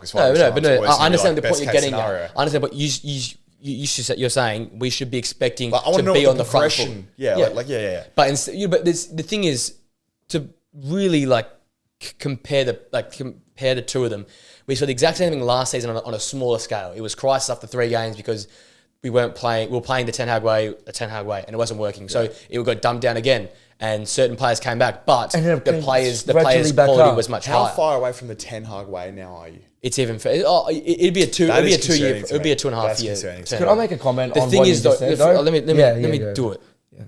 What it is though is you have to go all the way back, and you say it's about people who play for it. But you know what happens when people play for a team and play together and work together? So why you get results. Why has Ange worked so well at Spurs then?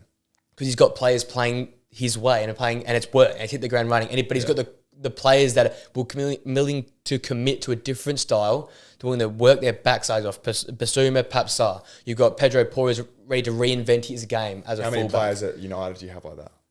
I could count them one hand or two hands. Looking at what you just said, and I think this is the problem with the Ange one, and in comparison to the Ten Hag one, if you actually look at the Tottenham team currently, apart from under Conte, how many people were actually Mourinho was last, or was it Conte? No, Mourinho was the last one. Conte. So you actually look at the team, it's completely changed. Whereas you look at United, this is where I look at it. How many players are still there that have sacked three managers now? You can't say this. But they've sacked three managers. No, you can't say this. You got a new goalkeeper, whole new centre-back pairing, you got a new midfield, you got a new number 10, you got a new left wing, you got a new right wing, a new striker. That is bullshit. New number 10? Who's that new number 10? You've got a new number 10. Scott McTominay's playing number 10 now for your team. Not playing. That's a bullshit excuse. That is a bullshit excuse. Yeah, that's rubbish. I'm sorry, that's rubbish. That's bullshit. There is no question that the investment has been. But I'll make a comment on what you said about the Liverpool thing. So I'm not going to answer directly what I expect from Liverpool from the Liverpool game, but I will say something. If Ten Hag at this time next year, so I'm allowing him right now to strip it down, okay, to start again from the passion. But 12 months, I think, is enough time for him to be able to identify an identity. I'd say more than enough time. I hope so. Good luck. So more than enough time. So if we're at this stage that we're currently in 12 months, yes, I agree. He won't be there. I don't know. Do you think he should be there? No. But if that's right now? No, in 12 months. Not if he's doing what he's doing right now. Identity and you're scraping the barrel to get passionate merchants, you shouldn't be there. No, I agree. I agree with that. 2.5 years into a... No, but I'm agreeing with you. System, no way. I'm agreeing with you. Yeah, anyway. All right, let's finish it off. We were going to do the live stream for the big game, 1v2. Couldn't have landed better. Thank God Liverpool drew, so now looks nice and neat. It's 1v2. It's the way it should be. Exactly. Order has been restored. Anfield, we'll see the speakers after turn. I forgot to give you guys credit. Thank you for that. To be fair, thank you for that. Liverpool, Arsenal, combined 11 to finish it off this week before we get into it. Yep. Let's go from Based the top. upon availability? Yes. Okay. Because I always prepare, so I had to play. So goalkeeper Alisson. Yep. Is he available? I don't know. I thought he was out. Oh, he played in the weekend. He's played the last 2 games. Alisson. Yep. Left back Zinchenko. Yep. Yes. You're going to hate this. Centre back Van Dijk, Saliba for me. I don't want to hate it because I think Gabriel is so slept on. Saliba's in mine, obviously. Saliba, Gabriel. Well, Saliba's best centre back in the league. Wow. Saliba, Gabriel, I wasn't expecting that. I think Gabriel is the equivalent of Van Dijk, and I think he's just overshadowed because of how good Saliba is. Saliba and Van Dijk are the same. Not Gabriel and Van Dijk. No. So Van Dijk and Saliba are like the similarities.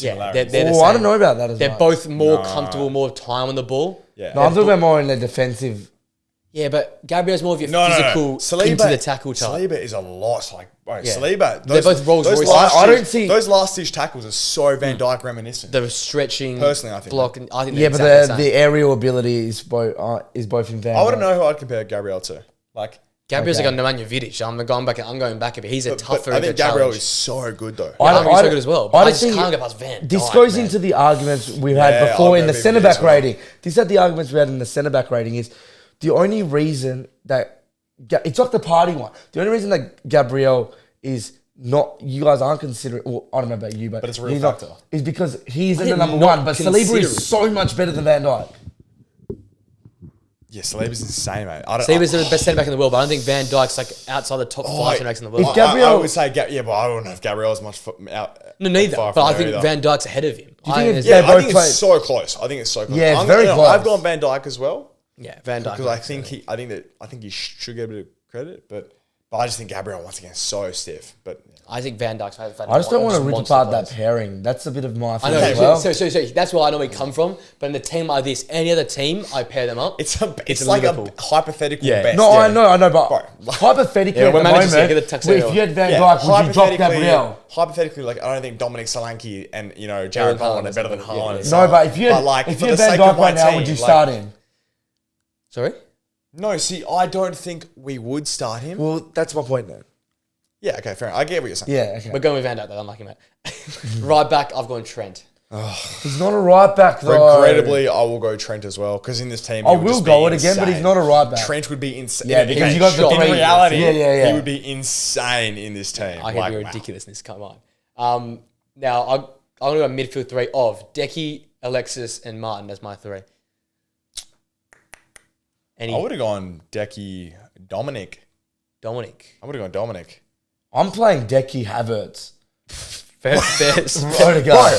Bro, I'm not chucking a Liverpool Arsenal fanboy, bro. No, Oh my listen. God. I watched Liverpool's midfield against United, and I know Alexis who was wasn't missing? there. Who was missing? Yeah, but is he fit? Isn't it on I fitness? think Dom think is he'll be more back like next week. that Havertz. Is he fit for the Like, game? he was in the back of the bench. He'll be back next week. I think Dominic is more like that Havertz player in Arteta's system than McAllister is. But I also can see why we're McAllister. I just looked at Liverpool's midfield, and I I've think that was the obviously one got thing as that well. let them I got down. as well. Their defense was good against United, obviously. There was no link between their. So who are we going forwards. here? Because you've got Havertz. I just think the Dom. creativity from deep. Imagine Decky Nah, and can Alexis you pick one from of our deep. two? Because we're not going Havertz. That's a ridiculous statement. A fair play for doing it. I'd go if he's fit. I'd go McAllister. If he's fit. So I was big on Spurs. I Wrong. was supposed to go, but like not the fall off, the reduction in performance without McAllister there, I think is massive. I think he's He was different without terrible against McAllister. United. I fell asleep after. Got bored. For our front threes. Front throw. Ooh. This is you're gonna miss one of the best players. Well, Gabriel Martinelli is going in the team. Do not even say Luis Diaz. Yeah, Martinelli Because Martinelli is going in the team. Well- Sick in the team. Bang. Salah right wing. Salah right wing, Jesus up front. Okay, Mohamed Salah right wing. I get it. And then I don't okay, know. You guys are racist. See up front, like you have to go Jesus. Nah, but Jesus. You see clear. he's finished on the weekend. Jesus neither of them I Go really hard want to finish. pick. Yeah. Who would you go? Rasmus Højlund or Gabriel Jesus? I think Rasmus. Oh my God, don't say it, don't say it, no. don't I'm say going Jesus, but I think Yeah. I think Rasmus in like a City Arsenal team would really Yeah, flourish. no, I agree. I obviously. So combined is Alisson, Zinchenko, Van Dijk, Saliba, Trent, Decky, Alexis, Martin, Odegaard. We went with Martinelli, Jesus, and Salah. That's a good team. I'm pretty happy. I didn't How many get one points guy does in that team win the league by? 110 they'll get. That team is insane, bro. That team is actually insane. Yeah, How she many is. City players get in that team? De Bruyne. De Bruyne, Haaland. You played Rice, Rodri. Wow, you played put- Rice and oh, Rodri. Yeah, you played Rice, Rodri. Haaland in that team is insane. He's scoring Dang. 500 goals in that team. Oh my God. Actually, who scores more goals, Salah or Haaland in a team together? Haaland. Haaland. Don't you think Salah just gets those Now, cheap little Mohamed cut-ins? Salah is a fraud. I can't imagine Salah crossing it to Haaland. I just can't imagine that in my life. Only Haaland. Yeah. Yeah, but like Trent in that team. Yeah, would just Trent, cross Trent's it to gonna pick Haaland. out Haaland. But yeah, that'd be That'd ridiculous. be ridiculous. All right, quickly, just before we wrap up, winners and losers. I'll go with my winners and losers together. Winners, I'm going to go on the medical staff for Tom Lockie. I think they deserve respect. That's a good- This is away from football now. This is Respect like, merchant, bro. Yeah, Get in the Right. big up the NHS. I want to see like Prez That pull is out hilarious. one of the vids that we used to watch from like top 10 respect moments. Yeah, 2010. yeah. Tom Lockie, yeah, Tom The Lockie. winners, medical staff. Nah, look, And what am I gonna I feel like say? I can't not- I can't- wrong. Bad. Yeah, Bad game. Like, what am I going to say? He's in a simulation. You can't say Bad- He's in a bad- simulation. Bad Bad CPR, mate. Bad 5 minutes for them. Bad So- CPR. and my losers, Mike Oliver, because that was a stinker. That last 20 Oh my minutes. God. Oh, we haven't touched on that yet, No, but did you see the Delot thing? Nah. Oh, so within Feral. 5 seconds, he got 2 yellows for doing I did see it. Feral. Oh my God. It was terrible. 5 seconds, he went... Was the first one for descent? No, both for They're both for doing this. So like, Both, in 5 seconds. Wow. Oh my God. And he didn't even say anything. He just swung his arm. yeah, pathetic. Is he threatened by him swinging his arm? After the actual decision as well was wrong. It was United. Yeah, it was wrong as well. Yeah. They've got to overturn it. My loser try to- will be whoever the bloody referee was against Brighton. He was rubbish. Wasn't it the ball, the other He's ball? balding at the back. He's balding up here, but he was shocking. He was Find the name. absolutely We have to shocking. be professional. We have to find the name. Let's get his name. Don't even need his name. He's just irrelevant. Tim Robinson. Tim Robinson? Photo of Tim? No, Because I hate him. I hate you, with Tim. the No. step. Tim good stuff. So I'll go my winners. Well, I said my losers. Who's my winners? You go your winners. So I'll go my winners are Brexit football. Fair enough. Fair play. I've been on it, so I have to be coalition. consistent. The I have to be coalition. consistent. Yeah. I'm big on old school football. I still think there's a space Spot for for it. it. I'm not saying it's the most prevalent. Obviously, it's not, but there is a spot for it. It looked like it died the last 5 years, but it's come back to life. Fair play. And your loser? You're going to go Mark Oliver as well? 'Cause I feel like you're Yeah, I'm very gonna go Mark passionate. Oliver because I'm like so annoyed about. yeah, I don't know if you saw the group chat, but I was like spamming it as the They'll moment happened. I was they'll like, review this is it. a fucking The disgrace. thing is, they won't get overturned because Lewis Dunk cut his red card given the exact same way like 2 weeks ago. For the Yeah, exact but same thing. how can you do for the exact same thing when, like, he's in shock that he got a yellow for the first one when he's just like, you know, when it's one of those things. It's like he goes, he's on the way, and you're like, what? it was a Like, yellow. how It can wasn't- you it not wasn't react? yellow. Actually did the same thing against Gabriel Martinelli last year. He did the bang bang yellow. Yeah, it's Oh my God, this guy, he's No, a but- new Mike Dean, mate. He thinks it's all about him. it wasn't about him though, because the photo is you see him put the red. He doesn't even look at the player. He's looking away. He's like couldn't my face God. to put the Yeah, red. up. another one of these. actually embarrassing, man. Another one of these Dodgy refs that embarrassing. are there to not officiate the game, but to put up a name for themselves. Yeah, ridiculous. I'm not doing much of a good name. My Your winner, what is probably going to be Dominic Solanke, a striker, Calvin out, Julian Alvarez, and Pascal goes right back. I don't know. My winners for Your team. Tom Lockyer. Yeah, Tom Lockyer, health med staff. team. Yeah, med team. Fair play. Good 5 minutes though, guys. Thursday coming in, top 10. Top 10 Respect respect moments in football. Neymar gives the ball to Messi gives the ball to Neymar for his pen or something like that. All right. Just quickly, if anyone's still watching, I love doing this because someone will do it one day. If anyone's still watching, anyone's still watching this, what are they yeah. going to comment? What are they going to comment? Your score prediction for No. we're doing that? Comment. Oh, maybe that, but also comment. Alvarez Ten account. Hag masterclass. Ten Alvarez- Hag masterclass. Alvarez- Ten Hag nailed the tactics. Yeah, nailed all the bold. tactics. Ten Hag nailed tactics. All bold. We'll find you if you. And big ups Tom Lockyer, health team. And Alvarez Cam as well. Take your pick. One of the three of them and go with that. Thanks for joining us once again, boys. Thank you for joining you. if you're still here as well. Much appreciated. This will be on Spotify as well. We're going big. We're on Spotify Oh, as well. man, now. I think we're We're famous. We're blowing famous. up the scene. Yeah, we're going crazy. And thanks for TikTok support as well. I think good last week. With that all being said, guys, see you for the live stream on Friday night. For the British people, it'll be the 23rd. For us here, it's 24th morning. Okay, Saturday night. Christmas Eve. Christmas Eve here, 23rd for you guys over BST time. So with that all being said, guys, thanks for joining. Thanks for watching all that good stuff. And we'll see you guys next week.